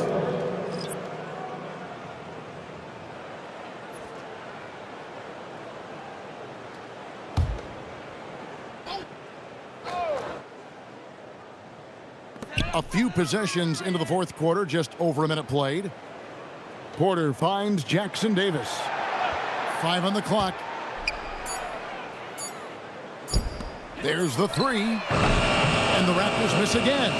And they've got a big lead, not just on the scoreboard, but really in the rebounding numbers as well. And what I like about it, it's been a physical brand of basketball. It's had a little sandpaper element to it. Gritty and rough. But that's how you win games. No doubt about the consistency when it comes to scoring the basketball for him tonight. A real nice lift for their offense. Pass to Porter. Good ball movement here by the Raptors. To halt the run. The shot will not fall. Great defense that time from Banchero. This is definitely a day he'd like to forget. He just hasn't had the energy or the intensity to get it done out there. He's still scoreless. Well, part of their game plan was to block out the noise and just stay focused. And what's been impressive is that it's not been any one player. It's been a collective effort, contributions from everybody. Here's Jackson Davis, following the bucket by the Bucks. And again, Toronto no up. no matter what looks they get, they just can't convert to stop this run. And, you know, they've got to be careful. This is when the team concept breaks down and guys start playing hero ball. And Clark, one idea that Commissioner Silver mentioned, shortening NBA games to 40 minutes as opposed to the current 48 minutes. What are your thoughts there? You know, Kevin, I don't know if shortening the game would be an answer. I certainly would love to see the season shortened, to take maybe 12 to 14 games off the regular season. I think would go a long way to enhancing the season-long quality of play. Now, here is George. Markelle Fultz unable to get his last shot to go. Launches it. The shot by George, no good. And it's Porter with the ball for the Toronto Raptors. They have yet to put up any points here in the fourth. No good on the triple. Here's Milwaukee now. They've scored 10 straight. Jackson looking it over. Pass to George. Here's Banchero. Outside Jackson. Lets it go from deep. That's good, and it's Banchero with the assist. Banchero's got 4 assists now tonight. Toronto shooting about 26% out there. They need to get a better look. Now Jackson Davis. Here's Temple. It's Porter outside. The shot misses. I think adrenaline was a factor there. He wanted to hit that answer 3 so badly. Harper the pass to Banchero. Uses the glass to finish the layup. Banchero's got 11 points here in just the second half. It's been a pretty tough stretch for them. And this will be an important possession. It's really essential. They put a stop to this run, and the best way to do it is by great execution. Pass to Temple. And it's Harper with the rebound. Those are chances. Almost always you can rely on him to get you 2 points, but the D, just enough to keep him out of rhythm. So it's Toronto now. They need a good offensive possession. Yeah, they've gone a long time without a bucket. And here's Fultz. Shot clock at 6. They set the pick from deep three-point land. Rebound, Milwaukee. Banchero's got 9 rebounds now tonight. And a big lead for them on both the scoreboard and the backboard thus far. Yeah, rebounding has been a big key in this one. They've asserted their will and have taken control on the glass. And the Raptors with the ball after Paolo Banchero misses from long range. And just taking his frustration out on the rim. He ends a huge run by the Bucks. Right wing. Harper kicks to George. Pass to Banchero. Back to George. Antetokounmpo setting the pick for George. Milwaukee needs to get off a shot here. Antetokounmpo can't get it to go. And here are the Raptors now. Here's Fultz. The shot, no good. Excellent D there from George. Bucks have gotten into a pretty good groove, going 6 of 10 here in the final quarter. Yep, that one goes in there. Jackson's got 5 points now in the quarter. Big miscommunication on defense. He recognizes it and quickly takes advantage. Boy, the defense looks shell-shocked. I mean, they're on the ropes right now, on their heels. And he just powered that one down. One of the game's top dunkers. Absolutely salivates when he attacks the rim. And as we head to the final buzzer here, a crushing blowout, big-time dominance, and this will go in the record books as a gaudy win for Milwaukee. As one-sided as it gets today, you know, there were some dominant moments in about every facet of this game for that team. Yeah, I mean, Kevin, it's hard to think of what didn't go right for them. Game planning by the coaches, execution by the players, everything was just on target. And during the long NBA season, each contest important here tonight. Tonight's win will give them 4 on the season. And what a tremendous standout performance it was for Paolo Banchero. Offensively, he was dialed in all night long. Scoring at will, it seemed, made the game look easy. And Jackson throws it down hard. And it's just competing, you know, giving your best when it matters most. Yeah, you know, once they got victory in their view, a huge injection of energy and a great run to finish it off. Now here's Fultz. Rebounded by Jackson. Shot and game clock separated by 5. Out to the right wing.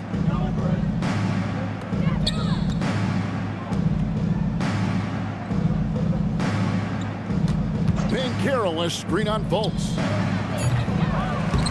Jackson misses.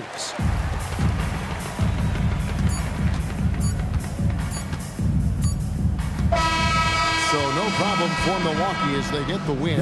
To come into an opponent's building and dominate the way they did tonight says, I think, Greg, an awful lot about this team. I guess they don't need home cooking to feel at home. I mean, Kevin, just a masterful performance all the way around. And that'll wrap it up, folks.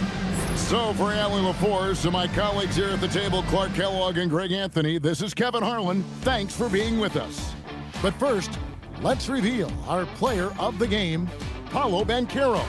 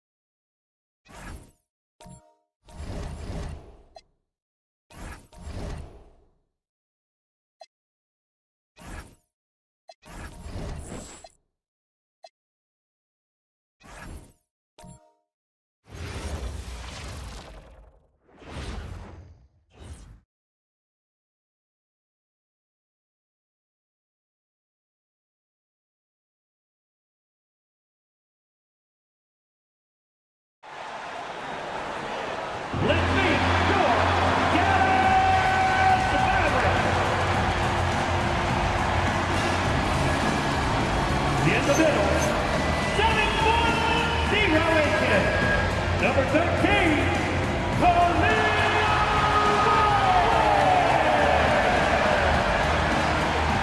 Well, two of the best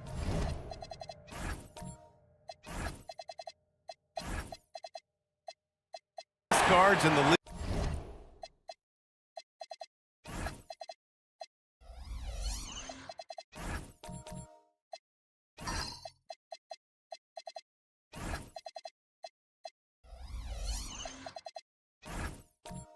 Going at it today, Grant.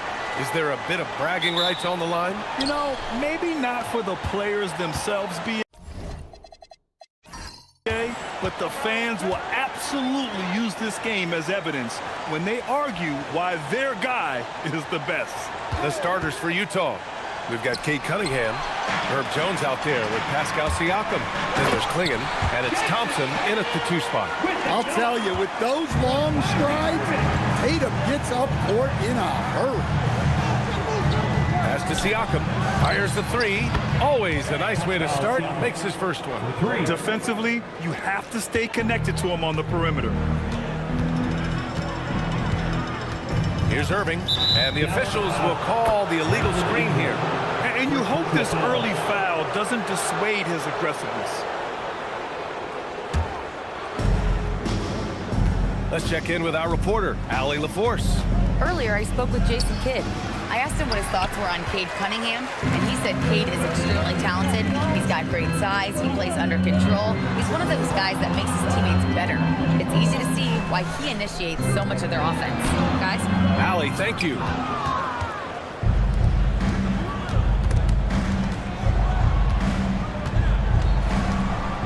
Cunningham against Irving. Cunningham on the wing. We saw him with 19 his last time out. Just 5 to shoot over Irving, and it's Cunningham missing. Well, he's more than comfortable in the mid-range, but you can't make them all. When you think about the skill of Cade Cunningham, Grant, at his height, what a combination. You know, B.A., whether it's scoring inside or seeing over the defense or just beasting on smaller guards, his 6'6" frame is certainly an advantage. About 2 minutes gone by in the first quarter. Pass to Siakam. Lets it go from deep. That's in.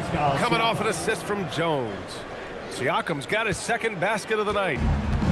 For Dallas, they've gone 2 of 3 from the floor. Where the screen. Lets it fly.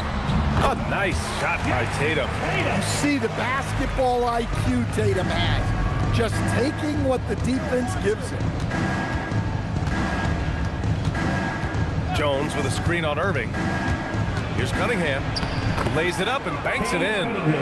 These teams have really gone back and forth. Yeah, 5 lead changes already. This one's going to be a battle for sure. Back to Irving.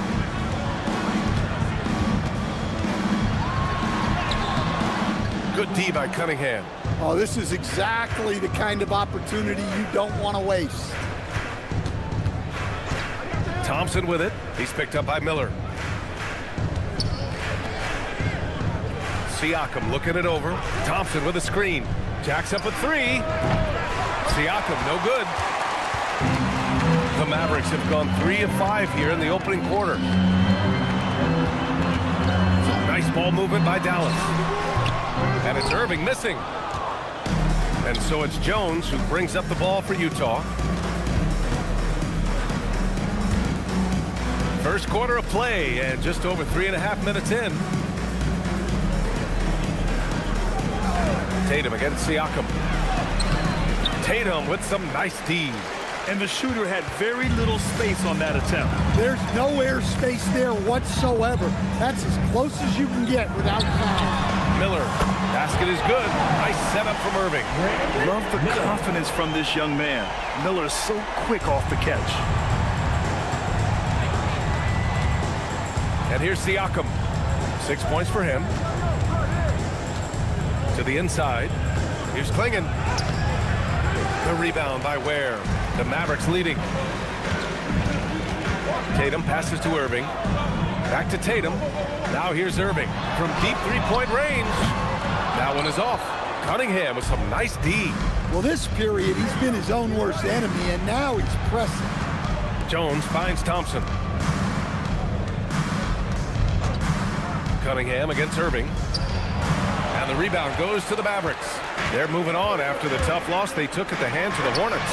Hey, they had their chances, but they struggled from the line. It's so hard to win that way on someone else's floor.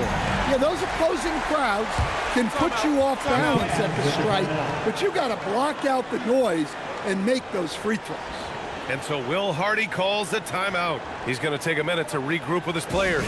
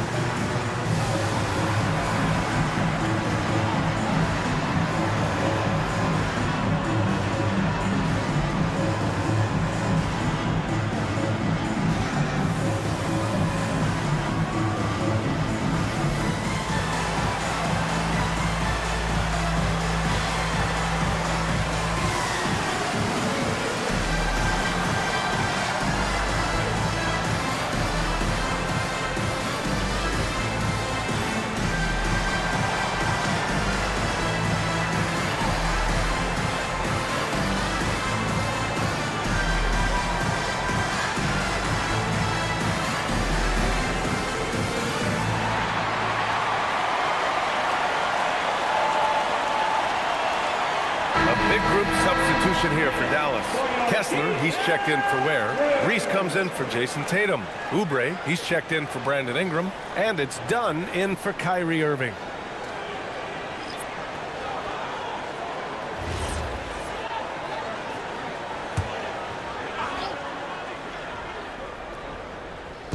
Mavericks on D. It's a 5-point game. Picked by Smith. Nembhard left side. Shot clock at 6. Here's Edgecombe. The Jazz again can't hit. The Mavericks lead by 5. And the Jazz haven't been past the second round since 2007. Now trying to build a contender. Well, B.A., they know in the West that's a tall order. They got to be patient and build this thing from the ground up. Now here's Miller. Outside Oubre. Three-pointer. No luck on that one. And he probably thought he was going to bury that one. Here's Edgecombe. Connects on the foul line jumper. And with his combination of rim running and mid-range shooting, defenses don't know what to do with Edgecombe. Pass to Reese.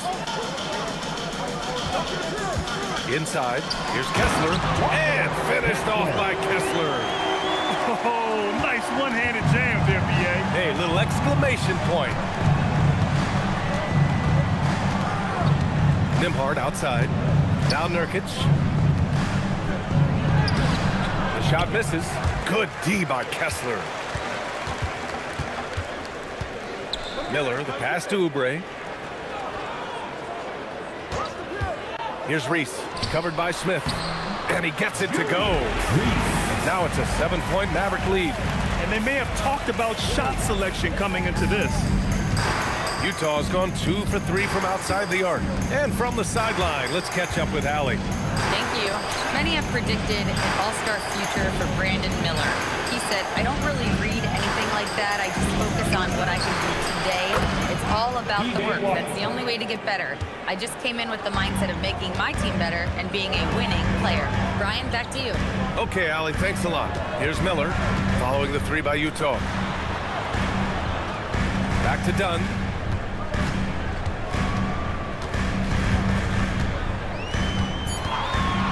For 3, fires in the triple. An outstanding first quarter from the field. Jazz trail by 7. About 3 seconds between the shot clock and the game clock. Nembhard for 3. Kessler with a rebound. I love how they've attacked the boards here in the first quarter. Pass to Oubre.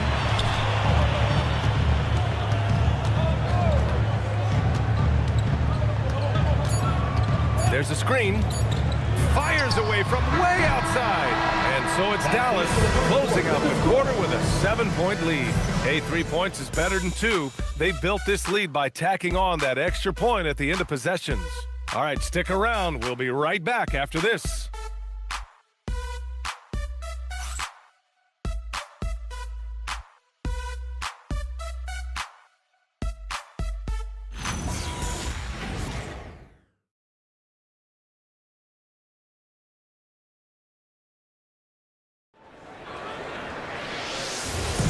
And for those of you just tuning in, second quarter action is where we are.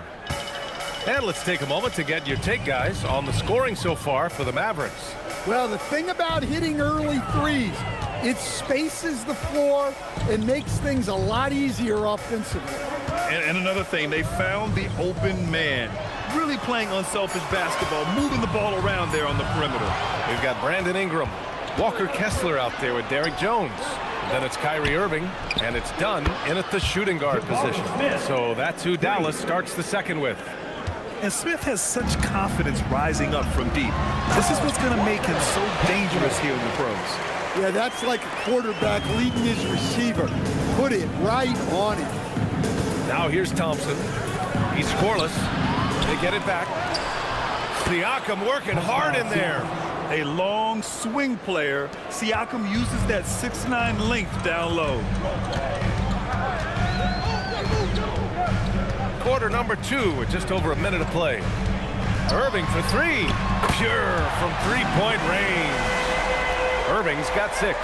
This team looks to him to score the ball. They feel good when he's taking the shots. Well, we get to see future Hall of Famer in Kyrie Irving tonight, Grant. What's his best skill? I'll be honest, B.A. I've never seen a guard finish like Kyrie around the rim. He makes really difficult buckets look too easy.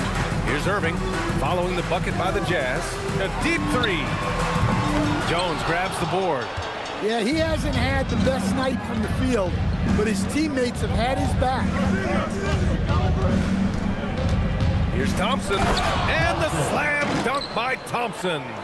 You know, inside is where Thompson excels, and the concentration allowing him to finish there. Jones against Ingram, and stolen by Jones. The finish, and the dunk by Jones. And that's gotta hurt. A turnover for a free run at the rim. And now we know who has the momentum.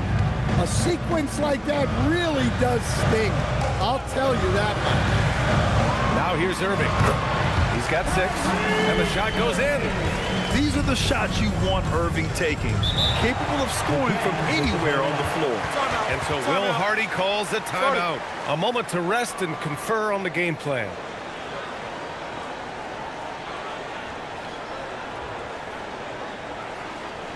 Please give a big round of applause for your dance team.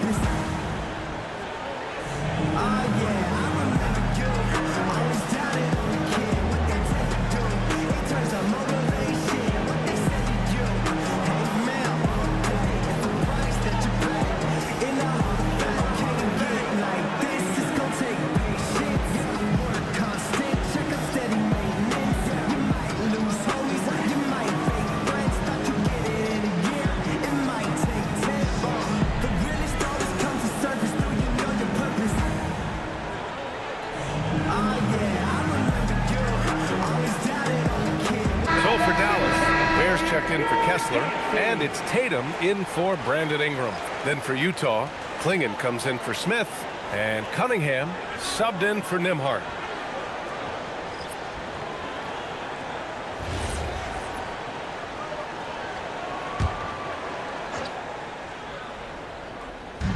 Second quarter play, almost 3 minutes gone here. Out to Thompson from downtown. The offensive rebound. Good on the bucket. Klingen's gotten his first bucket of the night. Yeah, and Klingen is a gigantic player. He is so difficult to keep off the glass at times. Outside Irving. Over Cunningham. And it's Irving missing. Just tremendous defense right there, applying the pressure. And the Mavericks are in the planning stages for a new arena set to open by 2031. Yeah, their existing arena opened in 2001. A 30-year run for an NBA venue is pretty typical. And remember, it's big business. New arenas are often the anchor tenant for larger developments. After an okay first quarter of shooting, they've really turned it up offensively. I like where they're headed right now. Tatum with it. Siakam covering. Tatum against Siakam. And it's Tatum missing. On offense, here's Utah. They're on a 16-7 run. Oh, and the jam by Thompson. That's unreal. I mean, Thompson, that boy's going to hit his head on the rim one day. Oh. A terrific view of that move captured on the connected cam, thanks to AT&T. Mavericks trail by 4. Dunn outside. Back to Tatum. The 3. Again, the miss by Dallas. Yeah, and the defense has really got to tighten up on him. I mean, he's just too dangerous from the three-point line. Kicks it out to Cunningham.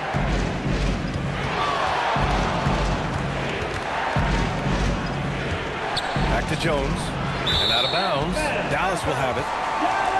Over the past month, here's the best in free throw shooting. Donovan Klingen third. Fourth is VJ Edgecombe. Both of these guys have been locked in at the foul line. There's been nothing the fans can do to distract them from hitting their shots. So for Dallas, Oubre comes in for Jones, and Brandon Miller subbed in for Dunn. Washington's checked in for Utah. Edgecombe comes in for Jones. So Jason Kidd's decided to call timeout here. He's going to take a moment to give him a breather and talk things over.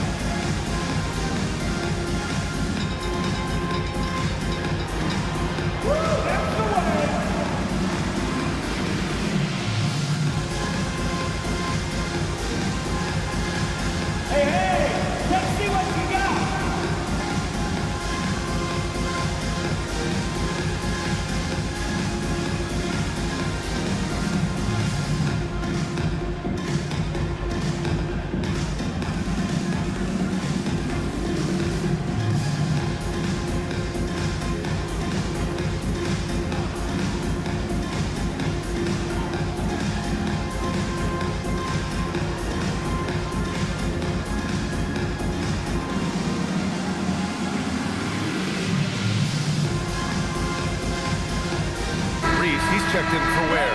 And a switch here also for Utah. Nurkic is checked in for Klingen. Substitution on the court.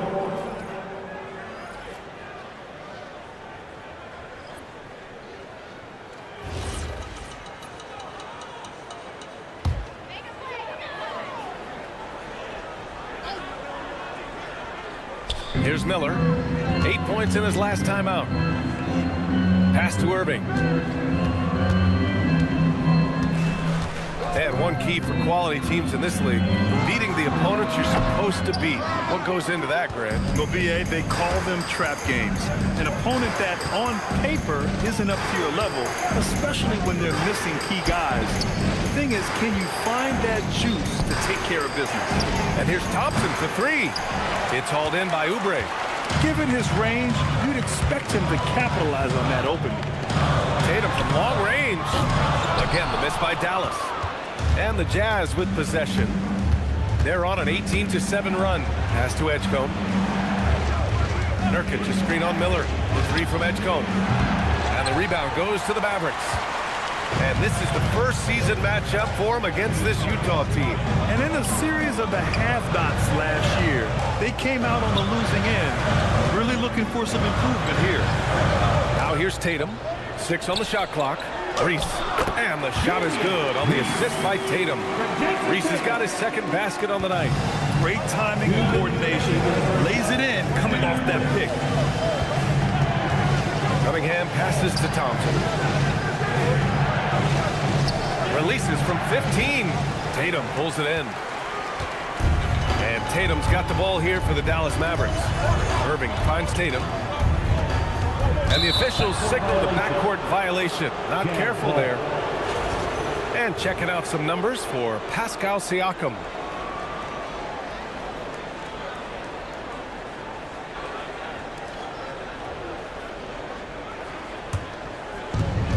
A minute 39 left in the first half of this game. 13 feet out. Thompson's shot is off. For Dallas, they've gone 4 of 10 from the field in the second. Tatum passes to Miller. They set the pick. Driving inside, out of bounds. It'll be Utah's ball. Will grant a wrist injury hampered Brandon Miller in year 2. Good to have him back in action, though. Yeah, the number 2 pick in 2023. I mean, the future is still bright for Miller, and he'll have every opportunity to fulfill his immense potential. And Dallas making a change here. Kessler's checked in. Then for Utah, Smith comes in for Thompson, and Andrew Nembhard subbed in for Cade Cunningham. Now here's Nurkic. Still no points. Oh, sweet move. Oh, and there's the whistle on the shot. So 2 free throws for him coming up. And last season, the Jazz with the worst record in franchise history.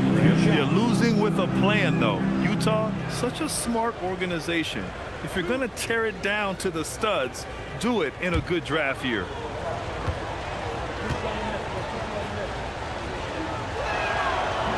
He misses the free throw. Yeah, someone who has battled injuries. Great to see Yusuf Nurkic out there tonight. Ingram's checked in for the Mavericks.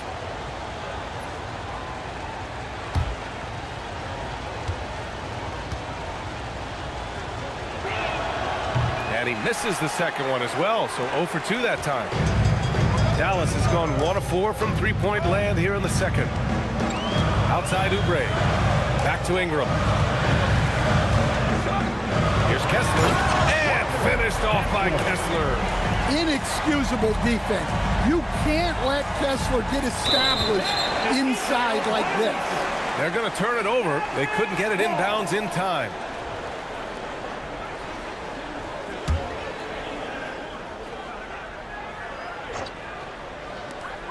There's 42 seconds left to play in the first half of basketball. Miller finds Irving. Outside Ingram. Oubre on the wing.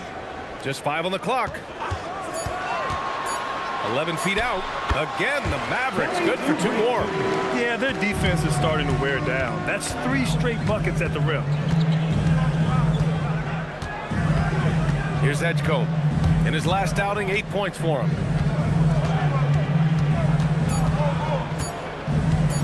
Shoots over Miller. He got it up in time, but it would not fall for him. And we're through the first half of play here in what's been a good one. Mavericks ahead, up 2. Let's send it courtside and check in with Allie LaForce. Allie, what do you have? I'm here with Coach Jason Kidd. Coach, what stood out to you most in that first half? Well, I think we shared the ball. We got some great looks offensively. Defensively, we got to limit them to 1 shot. But guys are playing hard, and this is a big game for us, and we want to see how guys respond. Hopefully they rise to the occasion. Thanks, Coach. Thanks very much, Allie. And folks, we'll be right back to start the second half of this game. Please direct your attention to center court. And get ready for the fan half-court shot. Drum roll. Okay, they're thinking about the shot. Oh, so close! Hey, give it up for our contestant.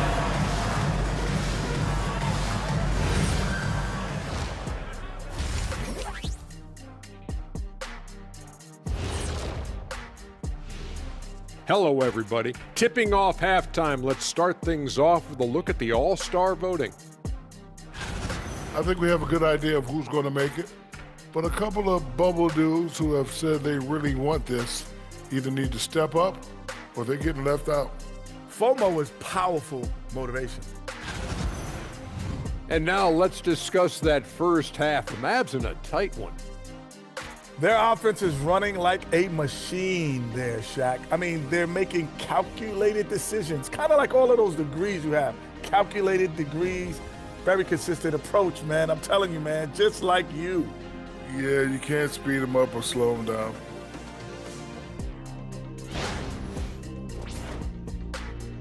That does it for halftime. Let's get back to game action. Here's Brian Anderson with the start of the third quarter.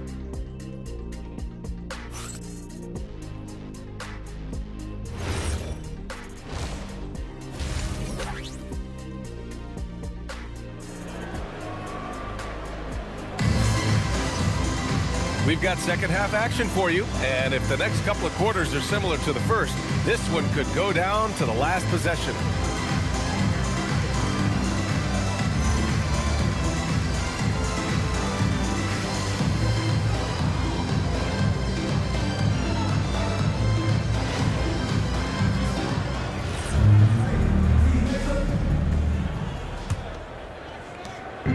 And Ingram has got the ball here for the Mavs. The lead is 2. So on the floor for Utah, Donovan Clingan out there with Pascal Siakam. Then there's Cade Cunningham. Then it's Herb Jones. And it's Thompson in a 2-guard. Now here's Ware. And he got the whistle on the way up. So he'll be headed to the line for a pair. Dallas shooting their first shots of the night from the charity stripe. Ware taking 2 shots.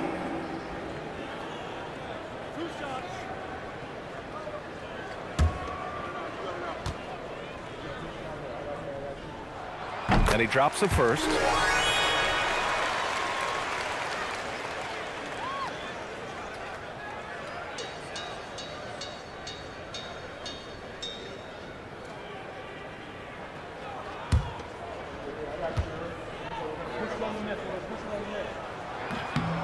Good on both.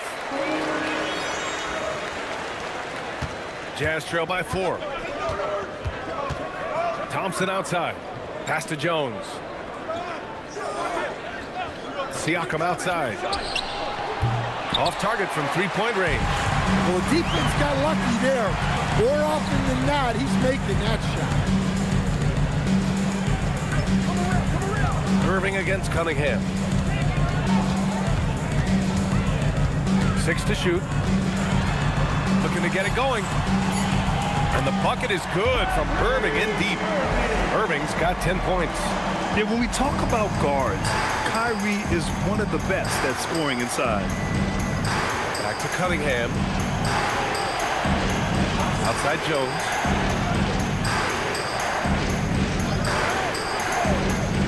Back to Cunningham. Launches it. And the rebound goes to Dallas. He is just so deadly from out there. You expect that to fall. Back to Irving. Siakam against Tatum.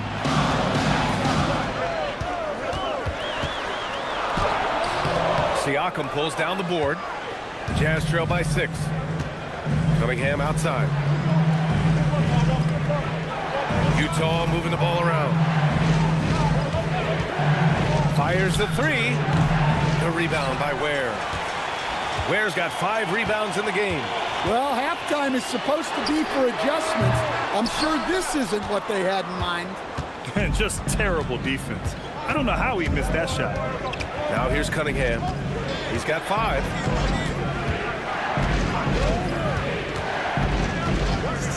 Pass to Clingan. They still need this. Oh, it's blocked. It deflects off the backboard. Well, 4 failed attempts to start this half.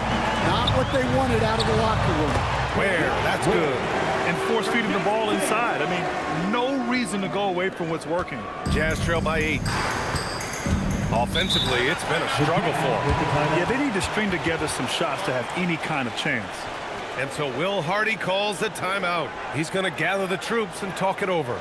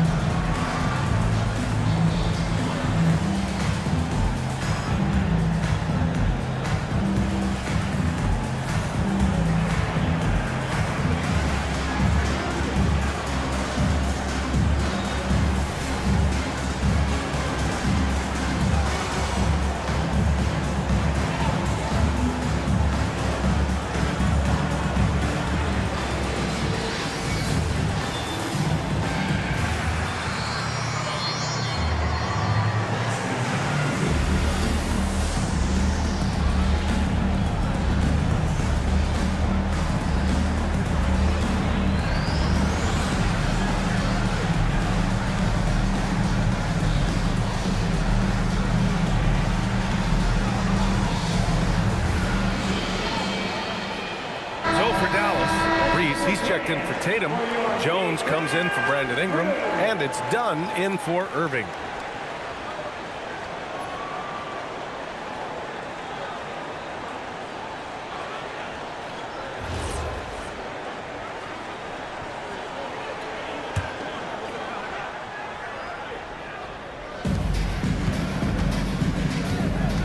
Clingan with the ball.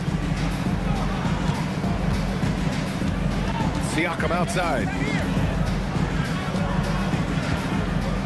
Shot clock at 6. They get back on track. And the rebound goes to Dallas. Reese has got his 4th rebound in this one.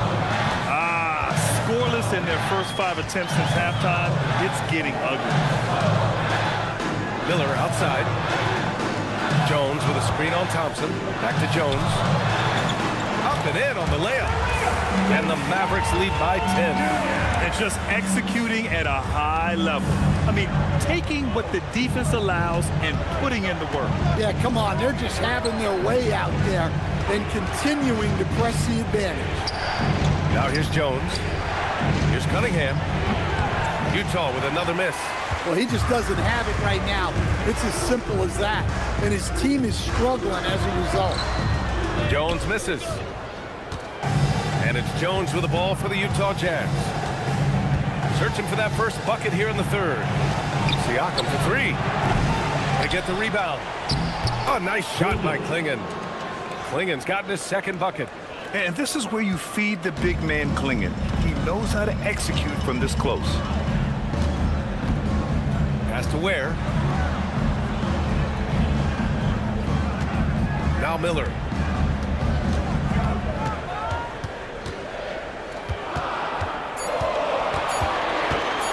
Shoots. He's off on that one. Nice D from Thompson. Jazz trail by 8. You know, Grant, for a guy who started playing basketball at age 17, Siakam has put together quite the resume. Yeah, B.A. Pascal is a champion. He's got multiple All-Star and All-NBA selections, and one of the great developmental stories when you think about his discovery through basketball without borders. So Jason Kidd's decided to call timeout here. He'll take the opportunity to regroup.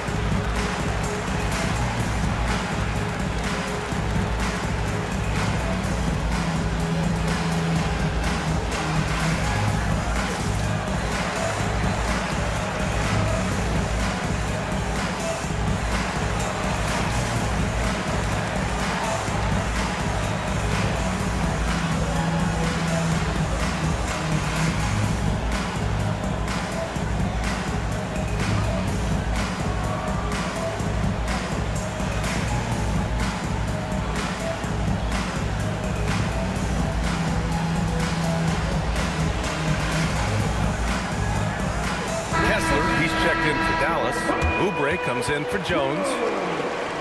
All right, let's take this opportunity to look at the teams that are really sharing the ball over the last month. The Jazz 2nd. And over this last stretch, this team has been incredible passing the rock, playing great team basketball. Dallas leading by 6. Miller outside.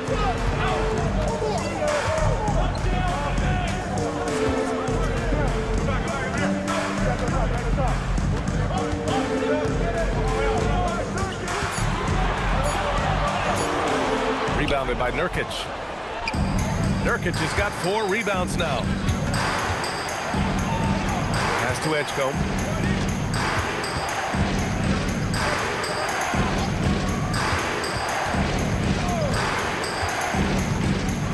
To the inside. Nurkic. And Nurkic throws it down. Oh, it's hard to contain Edgecombe. And that opens things up in the pick and roll. And they call an illegal screen here. The screener was leaning a bit right there. His feet may not have been planted. Pretty obvious call by the officials. Look, you can get away with a lot in terms of screens today. You can't make it that obvious. And thanks to AT&T for a great look at that dunk on their connected cam. Jazz trail by 4. No question, this offense has some firepower. And they're looking very confident in all that they're doing right now. Nembhard, the pass to Washington. Pass to Edgecombe. 2 minutes remaining in the third. Oh, and makes it with the kiss. Edgecombe's got his second bucket of the night. They are passing the ball around tremendously right now. Dunn outside. To stop the drought. Rebounded by Nurkic. He'll probably hear about that shot selection when he gets back to the bench. Maybe not their best option now. Nembhard, good. The defense couldn't collapse quickly enough. Dallas has gone 5 of 12 from three-point range tonight. Dunn outside. Pass to Reese. Now here's Oubre. He's guarded by Washington. Oubre passes to Kessler. Perfect pass to set up the lay-in. Kessler's got 8. Well, you want Kessler involved in the offense. That's the kind of shot you're looking for. Now Smith. Here's Washington. It's rebounded by Dallas. Kessler's got 4 rebounds now. Here's... Oh, are you kidding me? My goodness. Oh, save that for the dunk contest. That flush was so extra. Whether or not this game is close, he's the same guy. Focused on finishing firm at the rim. Utah with the ball. After the basket by Dallas. Nembhard left side. The 3 ball. Kessler with a rebound. Kessler's got his 5th rebound in this one. Now 8 seconds separating the 2 clocks. Miller outside. Puts up a 3. Dunn outside. To the paint. Here's Reese. And the layup is good off the glass. He's got 6. Terrific design and execution, leading to an opportunity right at the rim. And so it's Dallas leading by 6 as we wrap up the quarter. Just pounding the painted area. That's helped them build an advantage. We'll be right back with you shortly.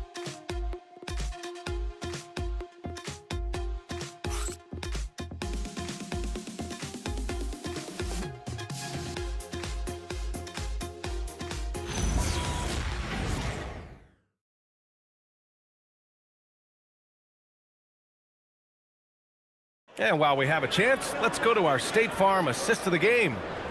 Just a selfless decision from your 2-guard, showing his ability to get his teammates good looks. Yeah, that's great decision-making, and one that embodies a team-first mindset. The fourth quarter, which means we need you to get the... We've reached the 4th quarter in what has been a very competitive game. Should be an exciting finish. They've got Derek Jones, Jason Tatum out there with Khalil Ware. And then it's Kyrie Irving, and it's Ingram in at the small forward. That's the lineup in the game for Dallas. Now here's Tatum. Ware the screen. Launches a 3. And Clingan pulls it down. Clingan's got 6 rebounds in the game. And look, he's had an off night, but it won't matter as long as they hold on to this lead.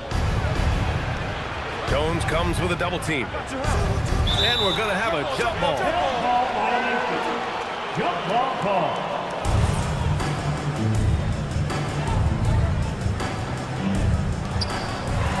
Irving with it. Picked up by Cunningham. Irving, the pass to Tatum. Back to Irving. Siakam against Tatum.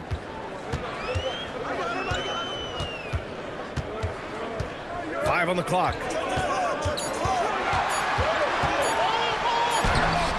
Excellent D there from Siakam. Nice work defensively to contest that shot right at the rim. Nothing easy.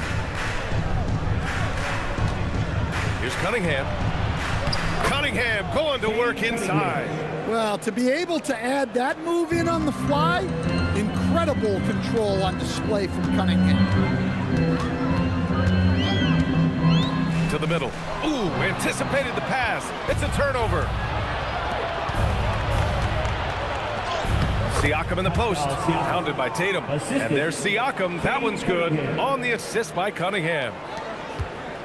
And so it's Tatum who brings up the ball for the Dallas Mavericks. Nothing doing offensively yet for them in the fourth. Jones, the pass to Ingram.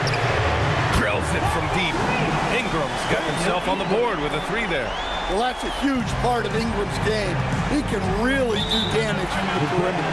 And we've got a timeout called by Will Hardy, rallying his guys to make sure they all know the plan. Get out of the seat on your feet for the Beatdown Crew.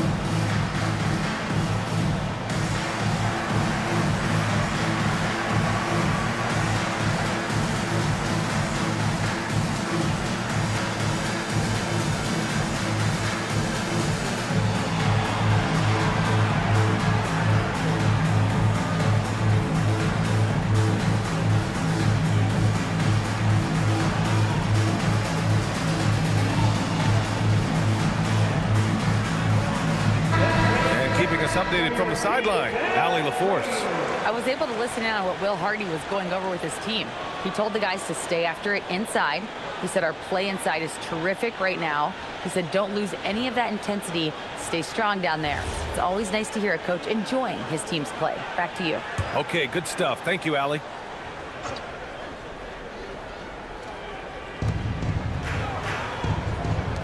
Utah moving the ball around. And the ball out of play. The Mavericks will have it.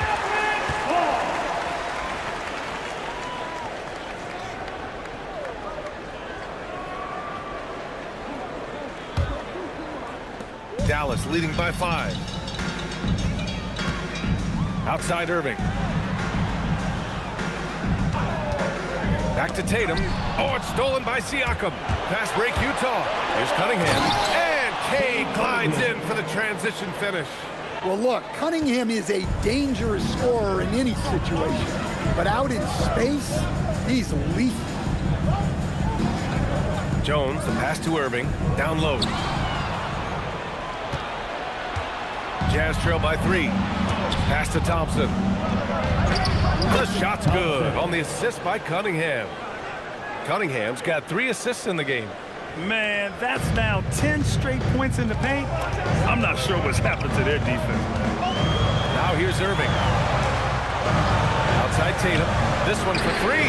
JT for 3. Shutout from beyond the arc in the first period. He finally drains one. Thompson scanning the floor.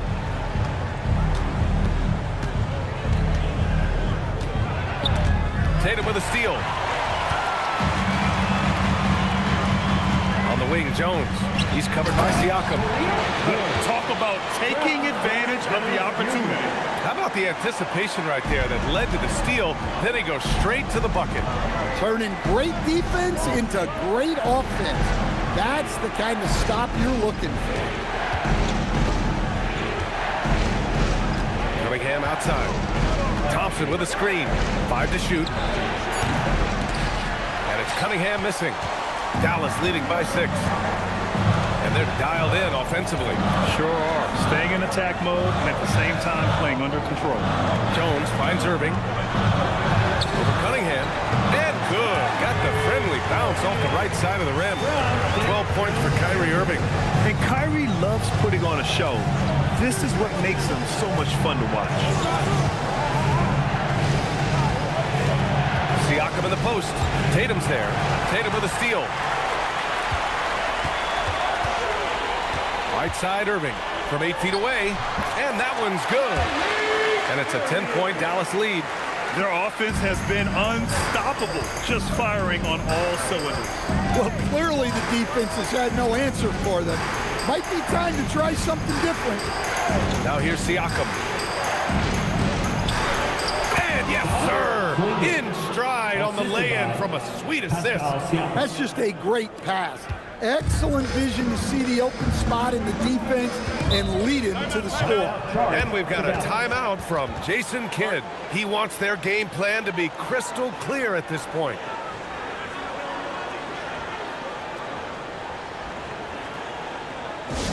Get up and start moving with your mascot. Let's dance!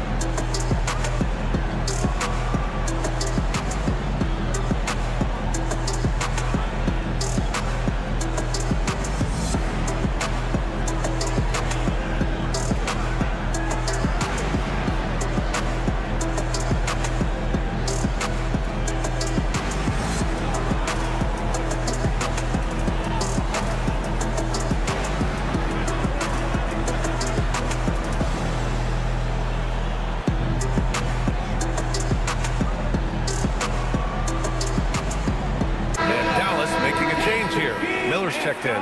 Nembhard, he's checked in for Utah.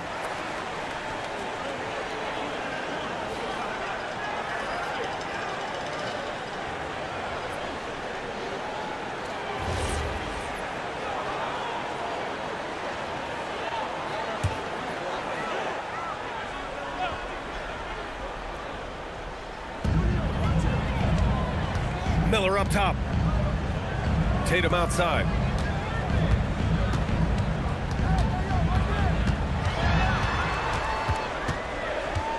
Just 5 on the clock.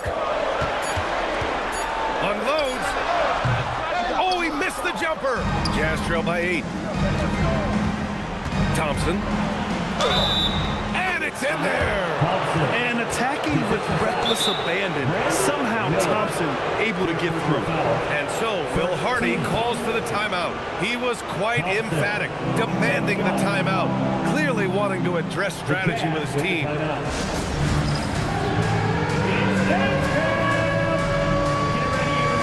You see yourself on the screen, you chose your best moves. Let's go!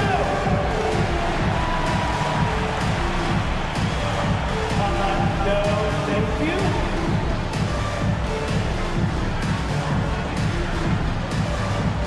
All right! Yeah!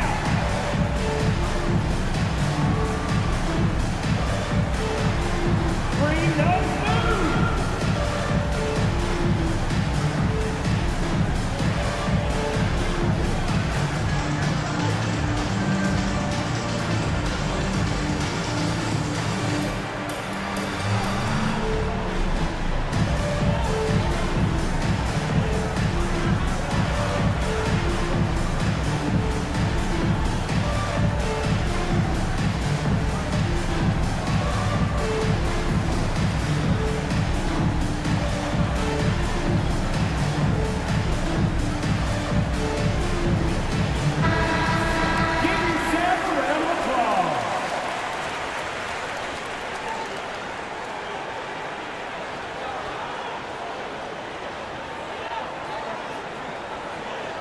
What's up?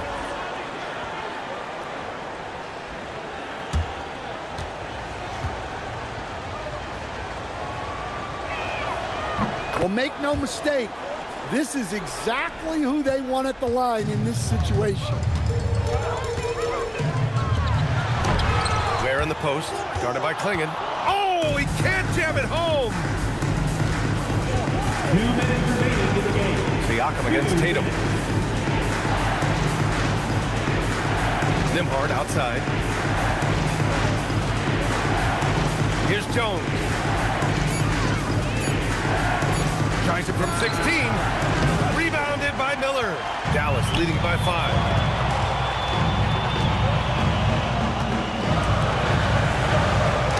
Oh, got a piece of it. And it's Thompson penetrating. Yes, sir! The finish with the jam. Tough to slow Thompson down when he's got a lane to the rim like that. Now Irving.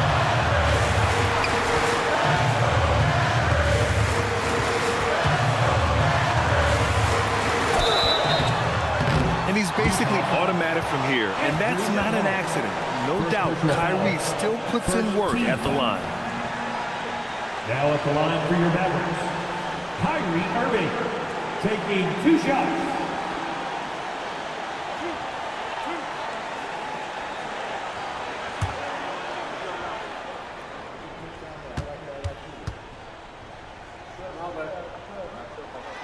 So the first one drops, and that gives him a 4-point cushion.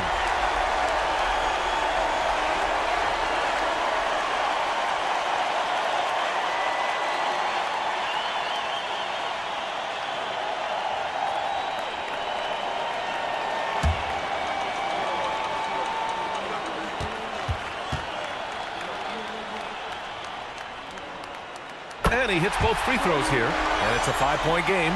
Coming up clutch there at the line, making it a 2-possession game. Siakam with a screen on Miller. Here's Siakam. Down low, Siakam drops it in. And this is why the team relies on Siakam. In the big moments, you can trust him with the shot. Nembhard against Irving.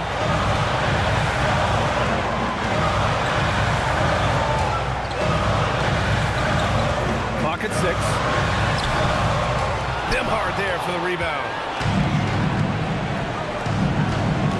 Now Siakam. Ooh, it doesn't go. 7-second difference between the shot clock and the game clock. Miller. Oh, the long ball, no good. I know he's on a cold streak, but he can't let that get in his head. Yeah, they might want to draw something up here to get him something at the rim or get him to the free throw line. Sometimes that's all it takes to snap a cold streak. And so Will Hardy calls for the timeout. The pressure is on, and he's got a plan to share with his guys. Turning here to our analyst. What elements become the primary keys at this point? Tricky situation here. They need some kind of bucket to stay alive. Yeah, the clock is their enemy, and they know it. We'll see if they go for the tie or try and get a quick.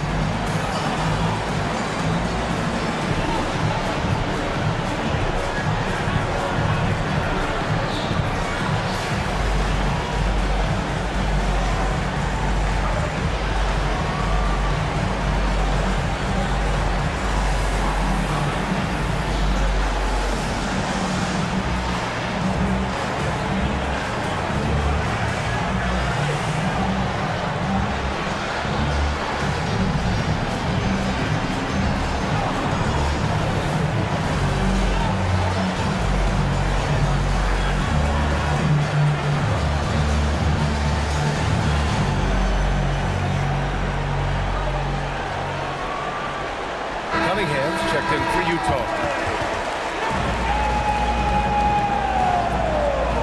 Jazz substitution. Number 2, Cade Cunningham.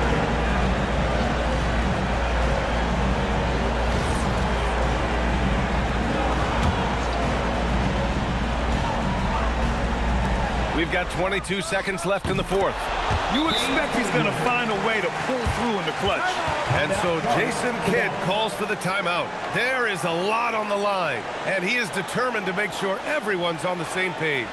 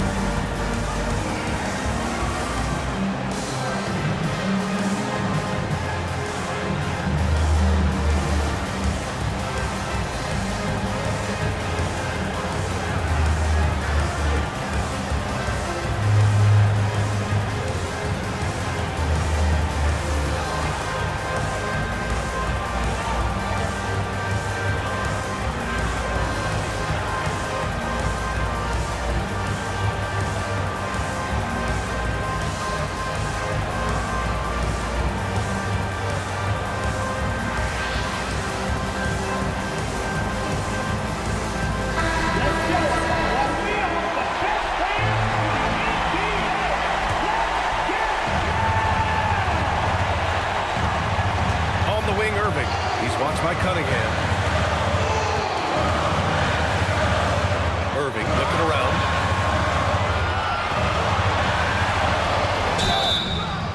And if he can't force the turnover on that play, then that's not a bad foul.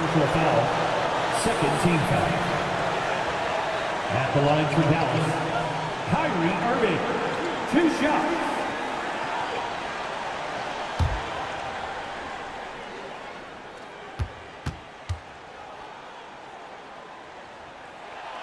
He sinks the clutch free throw.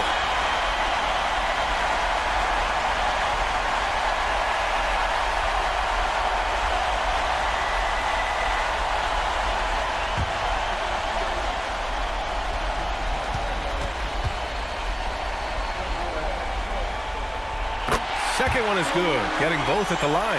And it's a 2-point ball game. Not easy to keep your focus when there's so much riding on those free throws, but that was excellent work in the clutch. And so the big win by Dallas in a tight game. What a performance they had here at home today. I'll tell you what, these are the ones that are so nice to win and so tough to lose. I love being on the edge of my seat, never knowing what would happen next. All right, let's send it down to Allie LaForce, who's with us. Kyrie, what is... Thanks, Allie. Great interview once again. And that'll do it, folks. With Grant Hill, Stan Van Gundy, and Allie LaForce, this is Brian Anderson saying thanks for watching the NBA on 2K Sports. We'll see you later.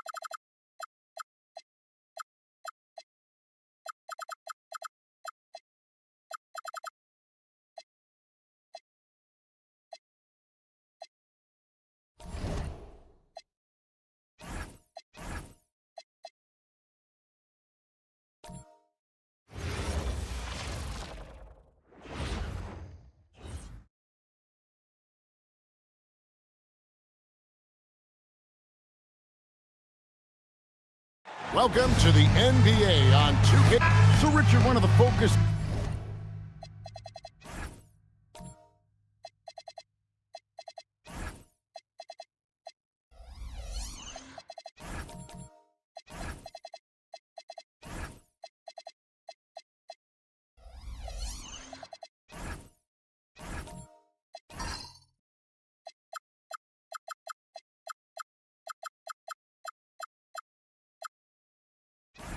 of tonight's game, the strength in the front court. Yeah, these teams lean on their bigs heavily. Skill and size, it is always a tough combination, and that is no doubt. Here's the starting group for the Indiana Pacers.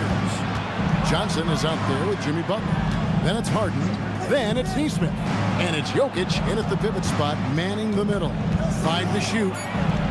A beautiful reverse layup. He's so skilled on the interior. Jokic plays with so much force and leverage down low. Bridges passes to Doncic. It's good. He makes his first shot of the game. And the lack of effort to fight over the screen there makes that an easy shot. Yeah, as soon as these guys feel contact, they are just disappearing like they're not even there. You got to show some fire and keep defending. Now, here's Jokic. They really needed more from him in that loss to Golden State. Johnson, a wide open look. Good, and the assist goes to Jokic. Look at the release from Johnson, getting that shot off before the defenders can close out. Randall is screen on Harden. And that one's good. Doncic has got his second bucket of the night. And he's got such a great touch and feel around the basket. He made that reverse look easy. Pass to Jokic. And here is Nesmith. That one falls. Textbook. Nice pass. Great catch. Even better finish. The Celtics have been a title contender for years now. So, RJ, what do you attribute that to? Well, their talent level has been off the charts. But something else you can point to is their defense. The Celtics have been an elite defensive team for over a decade. Now here's Harden. Looking at his point production, he averages almost 8 points a game. Harden sets the pick for Johnson. To the inside. Here's Jokic. The shot from the low post is good. Jokic has got his second basket of the game. And how great are they playing? 4 for 4 shooting to start this one. Watson kicks to Randall.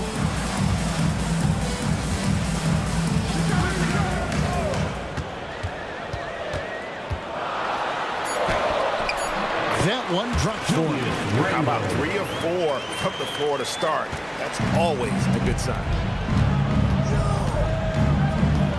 Outside Butler. Harden sets the pick for Butler.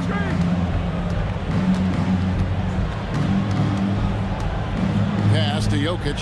Over Claxton. The offensive rebound. The 3 from Harden. No good on the shot.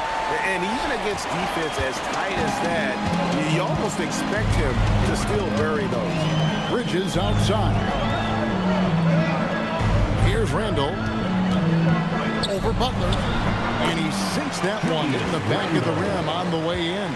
Ideal way to start the game. Come out of the gate and knock down all but one of your first 5 shots. Some nice passing here by Indiana.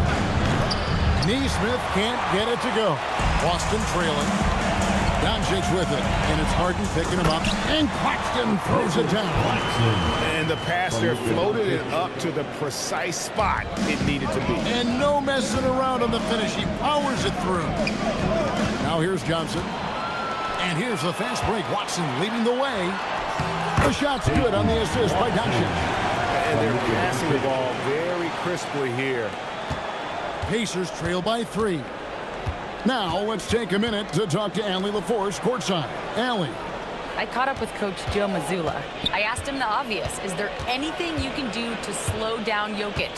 He was surprisingly candid with his plan, and he said they want to force him to switch out onto the perimeter shooters, hoping that he expends a lot of energy and create favorable mismatches. Back over to you. Allie, thank you so much. That's a double whammy, guys. That's right. A great defensive play, then the emphatic stuff. Once he poked it away, you knew what was on his mind. Well, if it ain't broke, don't fix it. They keep getting it in the paint and continue to score consistently. And so the timeout here taken by Rick Carlisle. He's ready to talk things through with them. If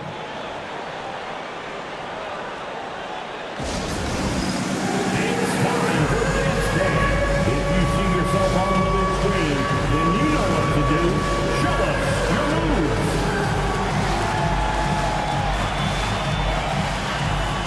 Somebody doesn't have rhythm.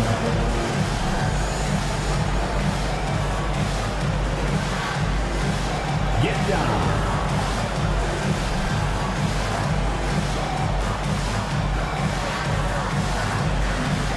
Let's see the moves.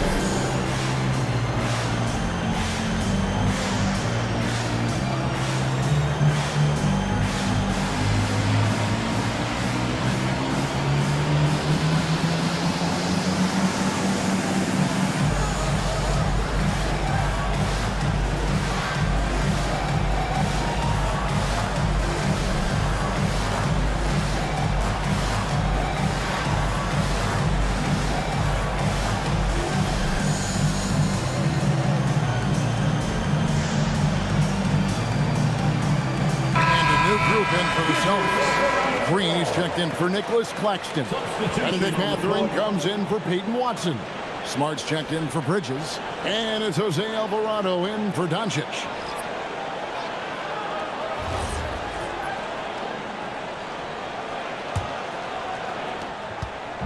And Caruso's got the ball here for the Pacers. It's a three-point game.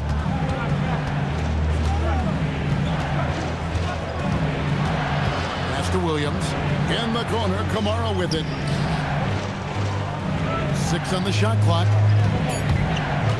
Here's Caruso. Green with the block. This is the lockdown defense you expect from Green. So good at anticipating attacks. Smart passes to Alvarado. Here's Randall. And he drops it in from the low post. Randall's got 6. Obviously, this guy has a talent for scoring, able to problem solve for whatever the defense tosses at him. Now, here's Caruso. He's defended by Alvarado. Here's Portis. And the shot falls short this time. Boston leading by 5. To the middle, taken away by Williams. Here's Kamara. And slam dunk by Kamara. Yeah, we know Morant can put up tons of points, but Ja is at his best when he's also involving others. And there's a minute 45 left in the first quarter. Pass to Alvarado. Handle a screen on Caruso. The Celtics need to get a shot off. Handle no good. Pacers trail by 3. Now, here's Caruso. Still yet to score. Shoots from 14. He's now 1 for 2 with that bucket. Caruso's ability to pull up from mid-range makes defenders choose how they want to guard him. Outside, Smart. Pass to Randall. Good, and Smart gets the assist. He's got 8. 56 seconds left here in the opening quarter. Now here's Williams. Morant outside. And the officials will call the illegal screen right there. Beyond the leaning, you could see his feet more set on that screen. Easy call. Look, guys get away with this all the time, but on this occasion, he got caught. Here's Boston now. They're on a 14-6 run. Pass to Mathurin.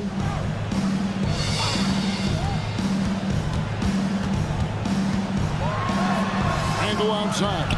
3-pointer. Randall can't get that one to fall. For Indiana, they come into this one following a loss to the Golden State Warriors. Shot and game clock separated by 5. Knocks it loose. It's stolen by Green.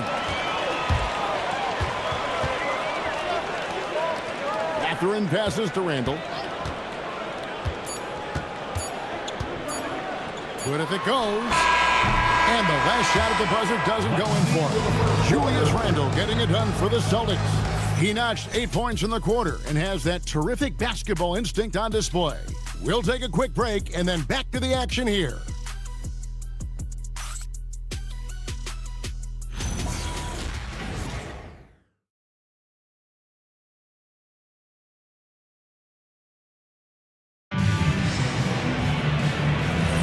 And if you're just tuning in, it's been a pretty even game through the first quarter. And a chance for just a second to check out the scoring breakdown for the Celtics. Well, they're off to a good start getting it inside and scoring at close range. Solid fundamentals so far in this one. And I really liked how they've moved the ball tonight. Because of this selfless approach, they are piling up the assists. On the court for the Pacers as our second quarter gets underway. We've got Harden. Butler out there with Jokic. Then it's Johnson, and it's Morant in at the 1 spot. Richard, what do you see in what Luka Doncic sees on the floor? Well, Kevin, I think he's tracking all 5 defensive players and all 4 of his offensive teammates. He always seems to find a way to get players involved. Pacers trail by 3.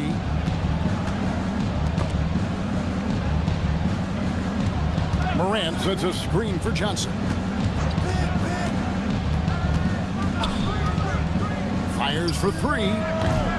It's hauled in by Claxton. The Celtics shooting has been just outrageous, 64% from the field at this point. Here's Bridges. Off to a good start as he hits his first shot attempt. Yeah, Bridges has many ways to convert inside, which can make it tough to stop him. Morant outside. Here's Johnson. Up and in, off to an efficient start. 2 for 3 from the field. And those are the kind of nice inside looks they've gotten here in the first half. Pass to Watson. Here's Mathurin. Out to Bridges. Good. And the assist goes to Doncic. Doncic has got 3 assists now in this one. This demonstrates how confident Bridges has become. He knows he has a green light to fire away. And so the timeout here taken by Rick Carlisle. He made the decision to huddle up with his guys and talk about strategy.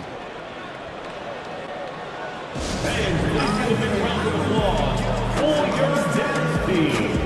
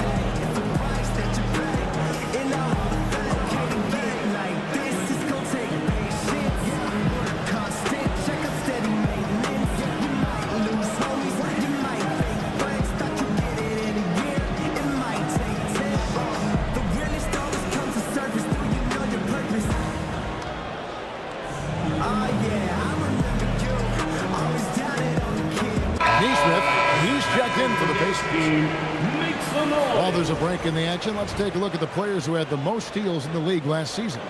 Jokic is second. He showed such tremendous defensive instincts. Trust me, nobody wanted him guarding them last year.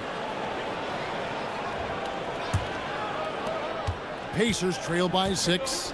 And one of the many challenges for a small market team like the Pacers, Greg, going up against that luxury tax. And they've avoided carrying a payroll that would incur the tax, but right when they said they were planning to do just that, the Bucks stunned everyone with the maneuver to secure Pacers center Miles Turner and perhaps let him off the hook.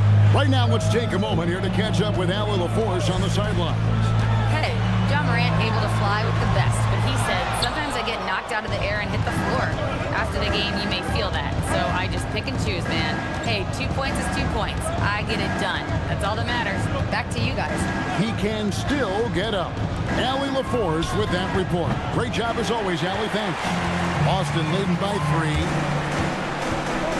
Near the three-point line, it's Doncic. Rebound by Butler. And it's Butler with the ball. He'll bring it up for the Pacers. Pass to Jokic. Harden has a wide-open look. Can't tie it up as that one misses. For Boston, they've gone 2 of 5 in the field here in the second quarter, shooting 40%. The shot's good. And inside, Mathurin makes great use of his agility, developing some instincts for how to get around in traffic. Now, here's Nesmith. Taking a look at his stats, he's averaging around 9.5 points a game. In the center of things, Morant. At point-blank range, oh, yeah. You're not missing from there. Pass to Claxton.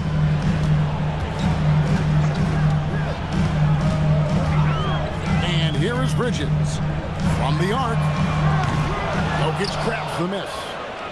Jokic has got his 4th rebound in this one. Morant looking around. Here's Nesmith. Rebound Boston. They couldn't put the pieces together, losing the last matchup with the Lakers. Bad outing offensively. You break that game down, their issues were pretty clear. Won't win games in this league with an offensive night like that. They've got some things to figure out. Now, here's Doncic. Watson's shot is off. I'm shocked that didn't turn into 3 points. I mean, he makes you pay on those nearly every time. A master at working through contact. Sometimes it seems Harden prefers getting physical on the way out. And so the timeout by Joe Mazzulla here. He's going to take this chance to talk to his guy. Together and welcome to Center Court, Celtics Entertainment. All right, fans, here is Celtics Entertainment. Let them hear it.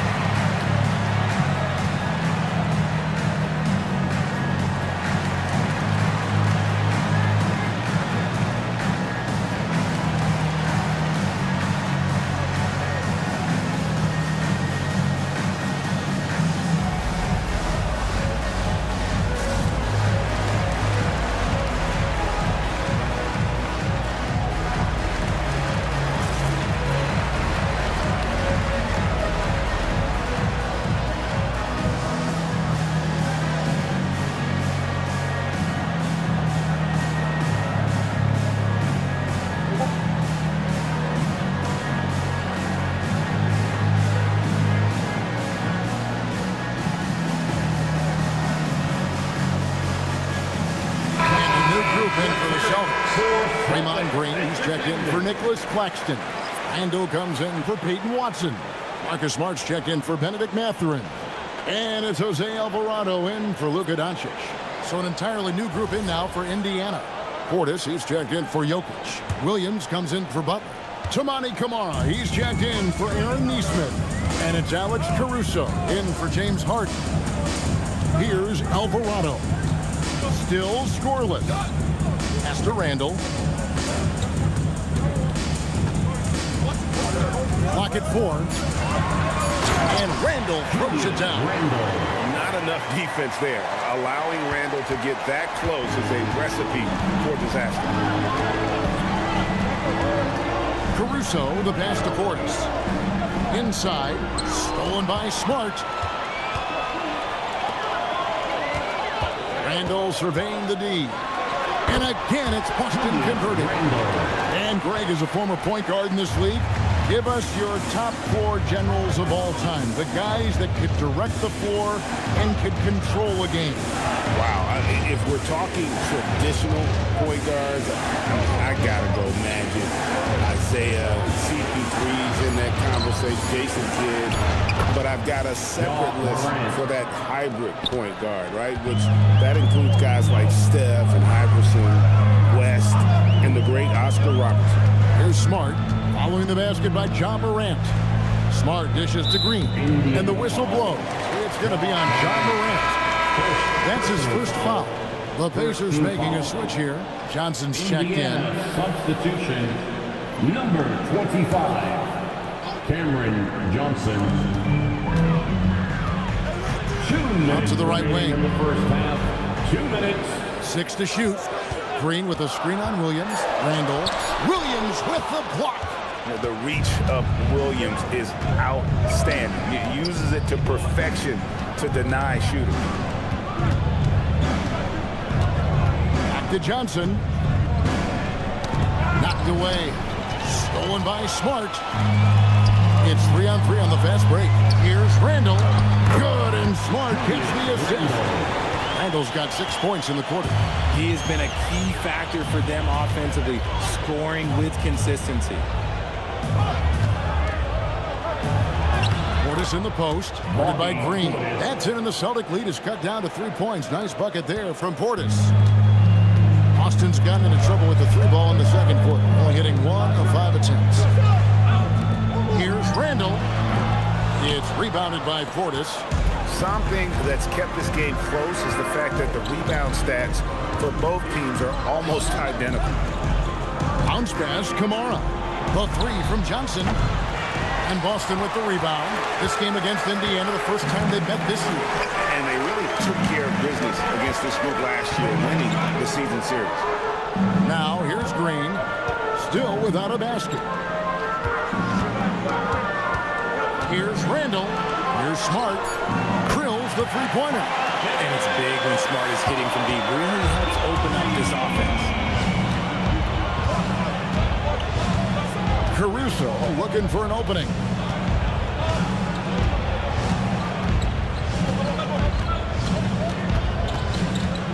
Pass to Portis. Over Green. And that would have counted, but his shot was off the mark this time. And so it's the Boston Celtics with their lead standing at 6 points here at the end of the quarter. Shooting the ball so well in this one. A great performance from the field. We'll get you back to the action after this break. Fans, let's rev it up and get ready for your Hawkins Fight Arena Entertainment.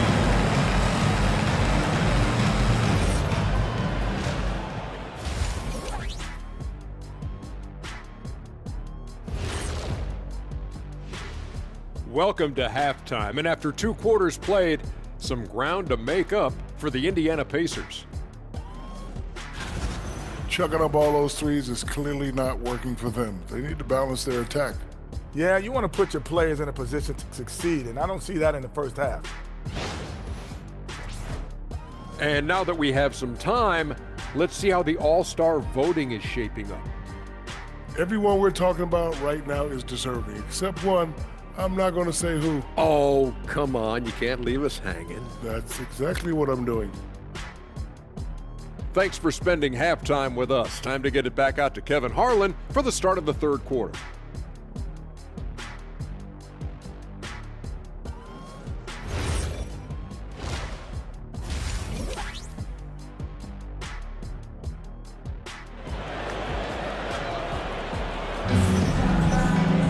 And after a fairly even first couple of quarters, the second half could turn out to be a great one as both teams try to gain an edge. We're seeing a tremendous game from Julius Randle.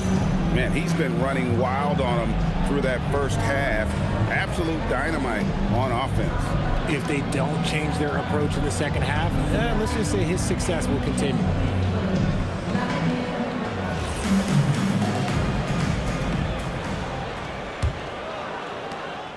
Boston leading by 6.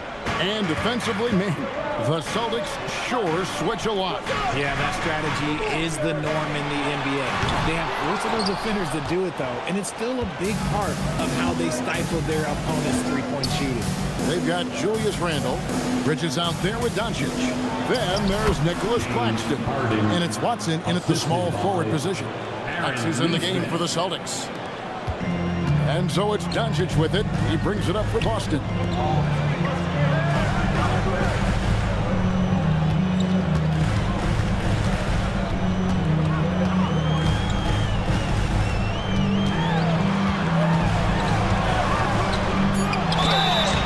Shooting foul as the whistle whistle blows, he'll shoot 2 free throws.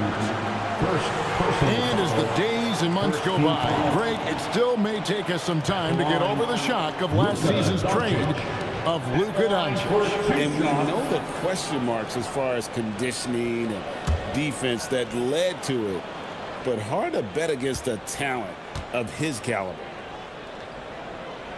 First free throw is good. The all-around game of Doncic is impressive. A walking triple-double threat every night.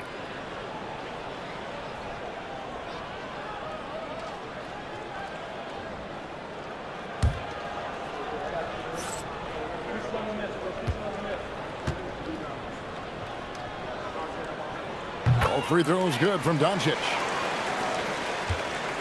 Pacers trail by 6. Pass to Nesmith. Back to Harden.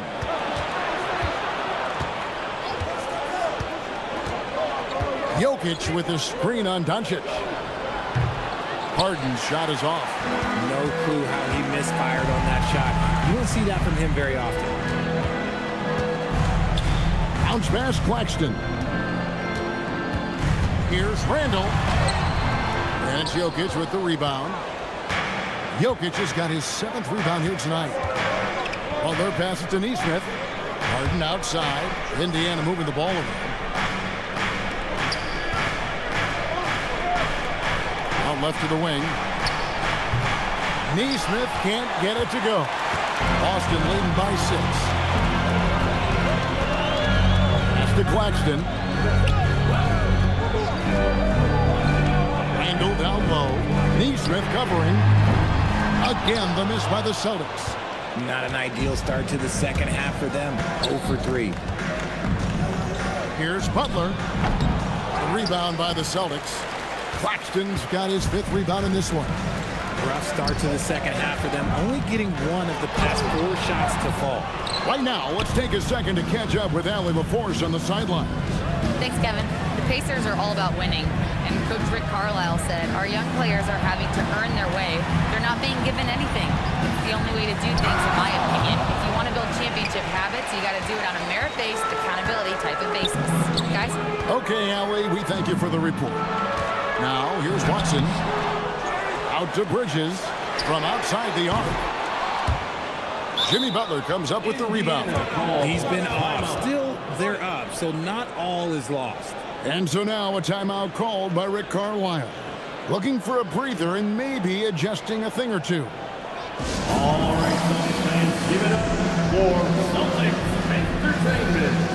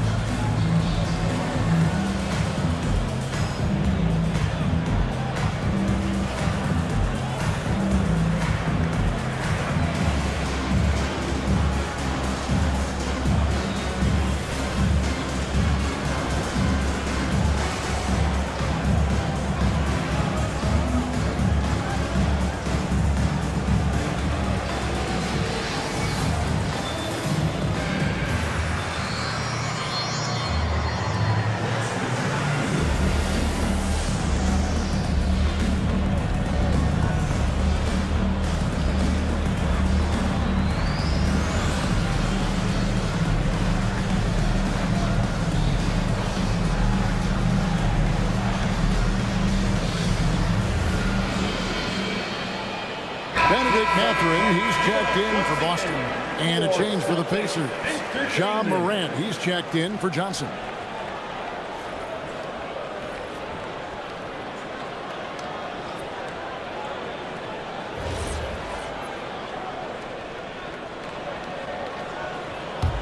Pacers trail by 6.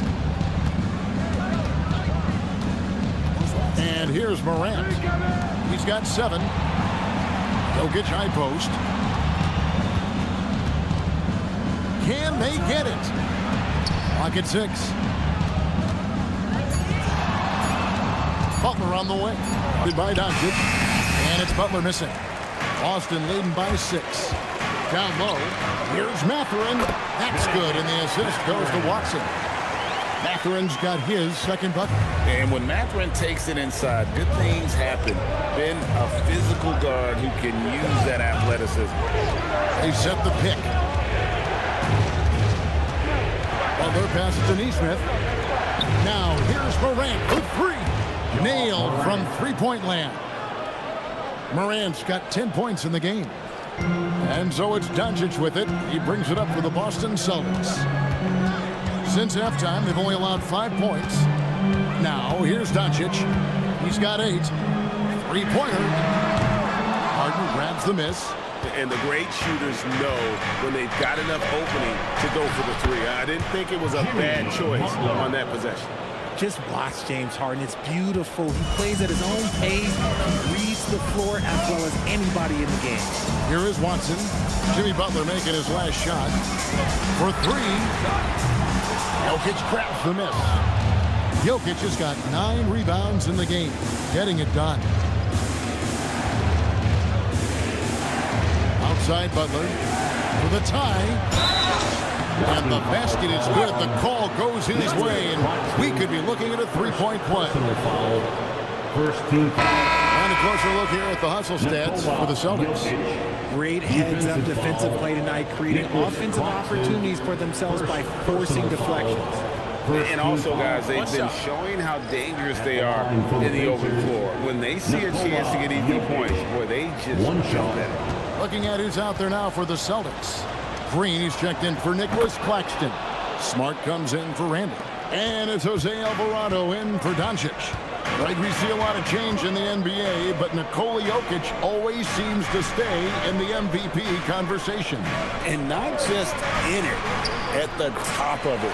His ability to affect the game is basically unmatched. He dominates in just about every single aspect. So it's the Pacers now, after the basket by Boston. Outside Portis. Sinks the triple. Portis has got his second bucket of the night.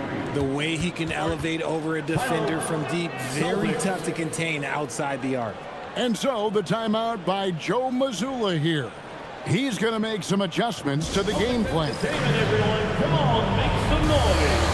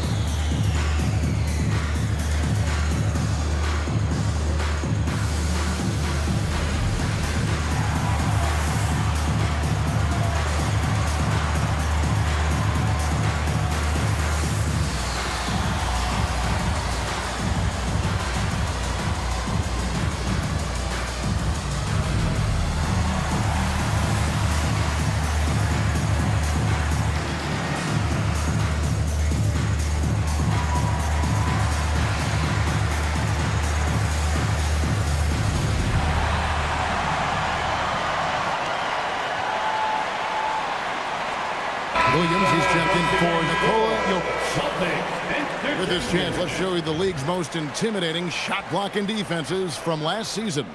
5th on the list, the Celtics.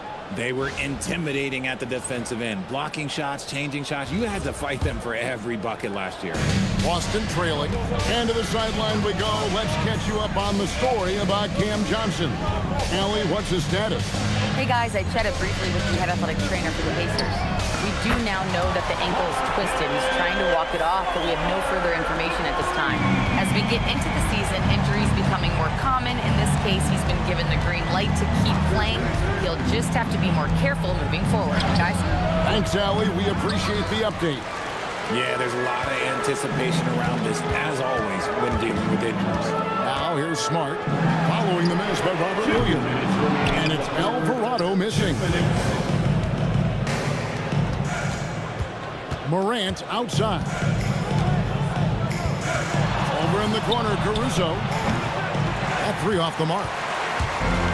Celtics shooting straight 49% from the field. Here's Smart. The baseline J off the mark. The Pacers have gone 5 of 12 from the field since the third quarter got underway. Pass to Williams. Portis against Green. Shoots from the right block. Mathurin with some nice defense. The Celtics with the lead. Now Smart. He has 6. Now here's Watson. Good, and Smart gets the assist. Watson's got 5 points so far. And the lack of effort to fight over the screen there makes that an easy shot. Yeah, as soon as these guys feel contact, they are just disappearing like they're not even there. You got to show some fire and keep defending. Now here's Caruso. Portis sets the pick for Caruso. And right away, they match it with a three-pointer of their own. I love the strong response from Caruso, sinking that revenge triple in style. Here's Alvarado. Defended by Caruso. In the corner, Smart with it. Watson finds Mathurin. Nice ball movement by Boston. Alvarado. Pacers with the rebound. Morant outside.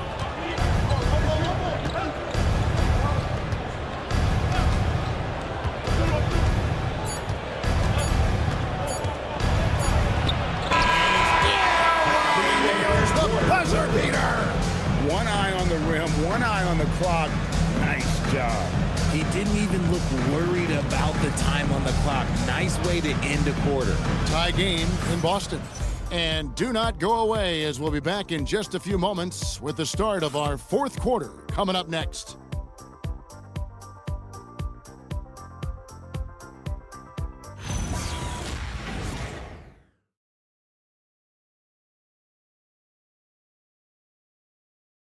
Here now a chance to show you our assist of the game, and it's presented as always by State Farm. And, you know, you can always count on him for at least a couple of these pretty assists over the course of a game. And this one, a thing of beauty. And the ability to drop your jaw with the pass is something you rarely see in this league. What a talent he is. Well, what a terrific game it's been so far, with this fourth quarter sure to bring more pressure-packed basketball. And a look at the 5 for the Pacers to start the fourth quarter. Jokic is out there with Butler. Then it's Harden. And it's Alex Caruso. And it's Johnson in at small forward. Now here's Randall.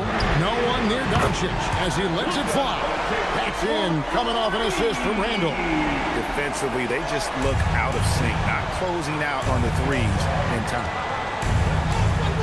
Pass to Johnson. Here's Butler.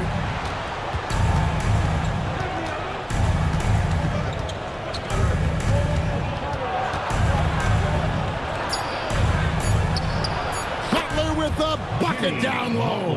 Again and again, they're dissecting the defense and creating those high percentage looks from inside. Doncic with a screen for Randall. And looks like the illegal kick was set. Yep, that's right. That'll get their attention. First turnover of the game. Overall, though, he's been rock solid. Aaron Nesmith is checked in for the Pacers. Indiana trailing here. Johnson surveying the floor to take the lead. No good there. And Mathurin has got the ball here for Boston. Pass to Claxton. Got a piece of it. And stolen by Butler. It counts. And the foul. Mikal Bridges picks one up. And the sheer muscle from Butler. I mean, a solid finisher, even when he gets hit. And let's take a moment, guys, to get your take on the scoring so far for Indiana. I like how they've been attacking the lane. It's been beautiful. All game long, they've been successful penetrating and getting offensive production. And you also have to applaud how they've attacked the interior in this game. A lot of points happening for them in the paint tonight. RJ, when you talk about Jimmy Butler, he is definitely a tone setter. Yeah, Kevin, on the court and in the locker room, this man is tenacious. He lets you know exactly what he's thinking. Teams fear him, and sometimes his teammates do as well. Now here's Randall. Just 5 to shoot. And the layup's good off the glass. Randall's got the game tied up here for the Celtics. And this is how Randall likes to operate, taking it in to the defense over and over again. Well, their pass to Neesmith. Johnson outside. Jokic sets the screen for Johnson. Pass to Jokic. And the rejection by Claxton. Jokic just takes what he wants inside. Amazing. Yeah, that was the third straight high percentage look the defense has allowed. The defenders have got to start putting bodies on bodies. Over to the wing. Butler against Randall. Back to Doncic.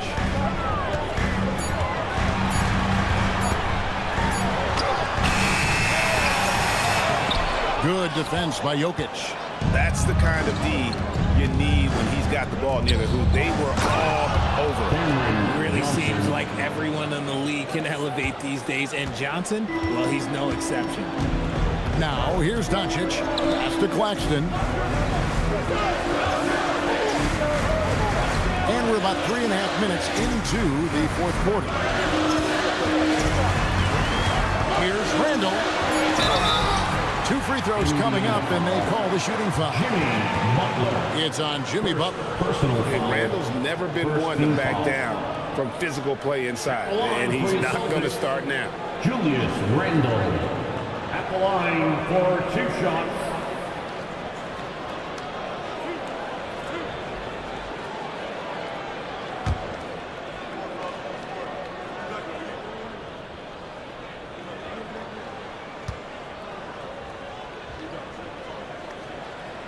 And he knocks down the first one. And you know, one thing you have to admire about Randall is his hunger to get better. He is a real leader who leads by example. Watson, he's checked in for Benedict Mathurin.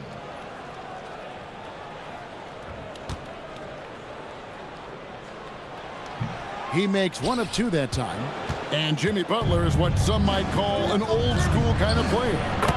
Would you agree, Greg?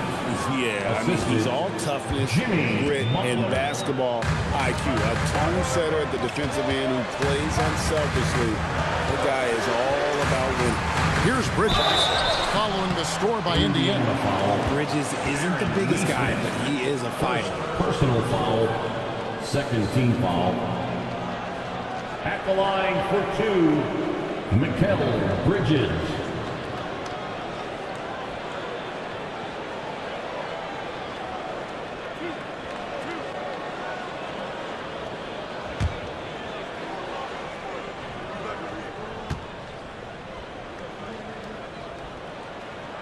And that one falls for Bridges.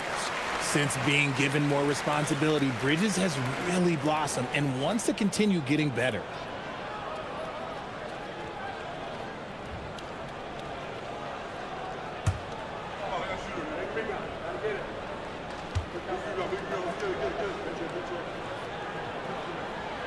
So he gets them both. Yeah, I like that they haven't lost their aggressiveness here in the second, despite being down. And so it's Rick Carlisle here calling timeout. And clearly an important juncture. He's going to have some choice words with his team.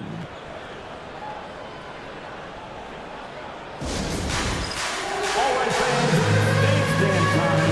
Get ready to dance like everyone's watching.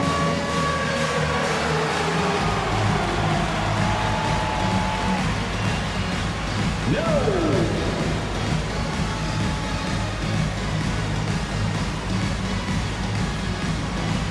Keep it going.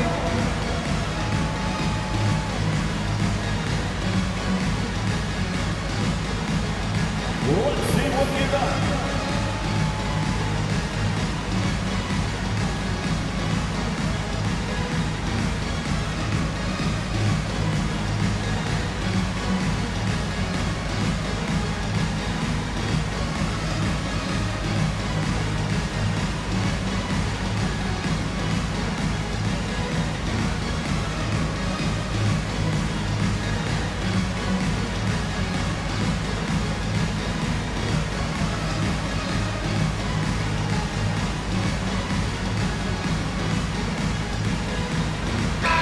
It's time to send it over now to our reporter, Allie LaForce.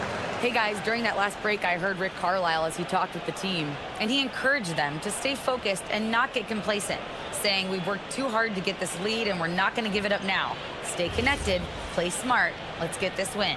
Guys, back to you. All right, Allie, we thank you for that. Here's Neesmith. Pass to Harden. Johnson outside. And here is Butler. Back to Johnson. Takes a three. It's hauled in by Claxton.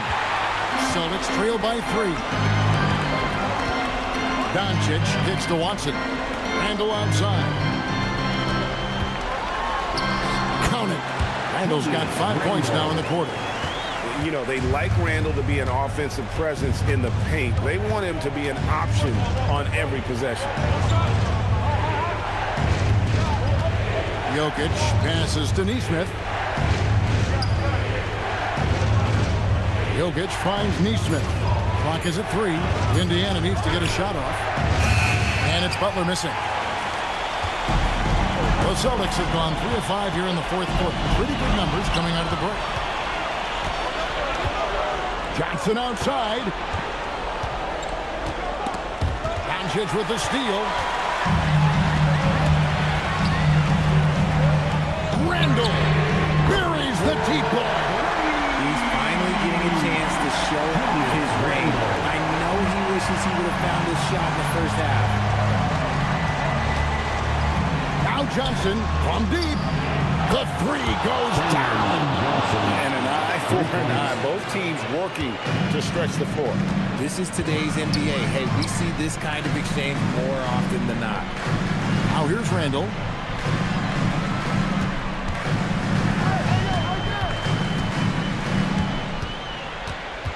Down to 5 on the shot clock. And it's good. And you'll never see Randall back down in a big moment. He's looking to be the guy when they need a bucket. Shooting with it.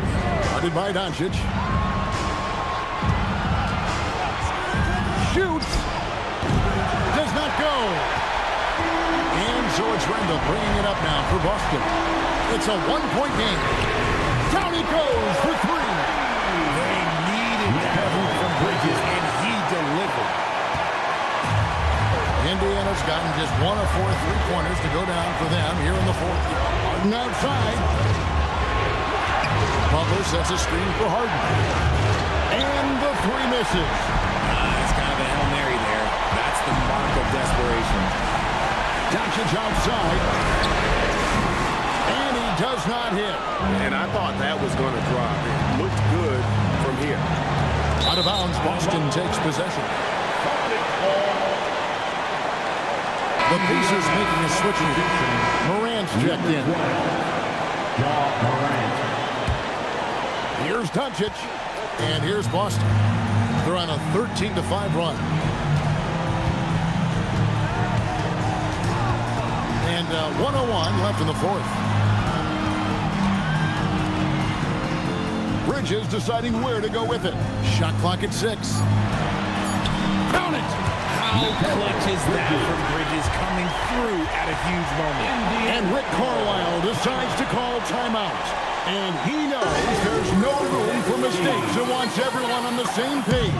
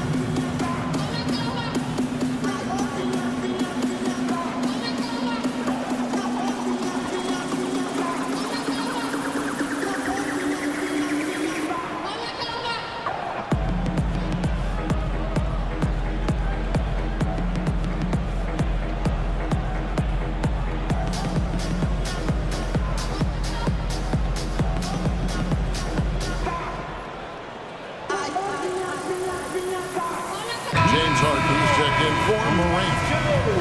Substitution for the Pacers, number 1, James Harden.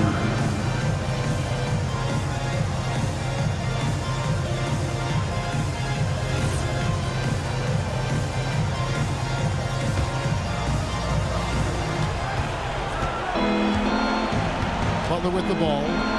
Jokic with the screen on Randall. Butler. That one's off. Still out of sync. They go to the intentional foul. Butler. Second personal foul. Third team foul. And so they foul intentionally. James Harden. Second personal foul. Fourth team foul. At the line for your Celtics, Luka Doncic. At the line for 2 shots.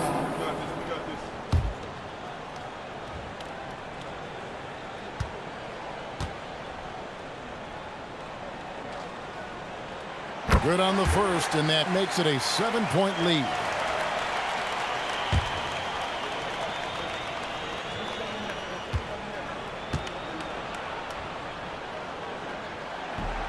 And he is unable to get the second one. Not enough ticks left on the clock to save them tonight. Yeah, they got to be disappointed with this result.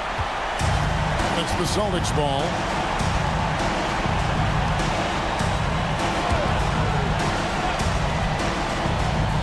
Randall against Butler. 6 on the shot clock. From 15 feet away, it's good.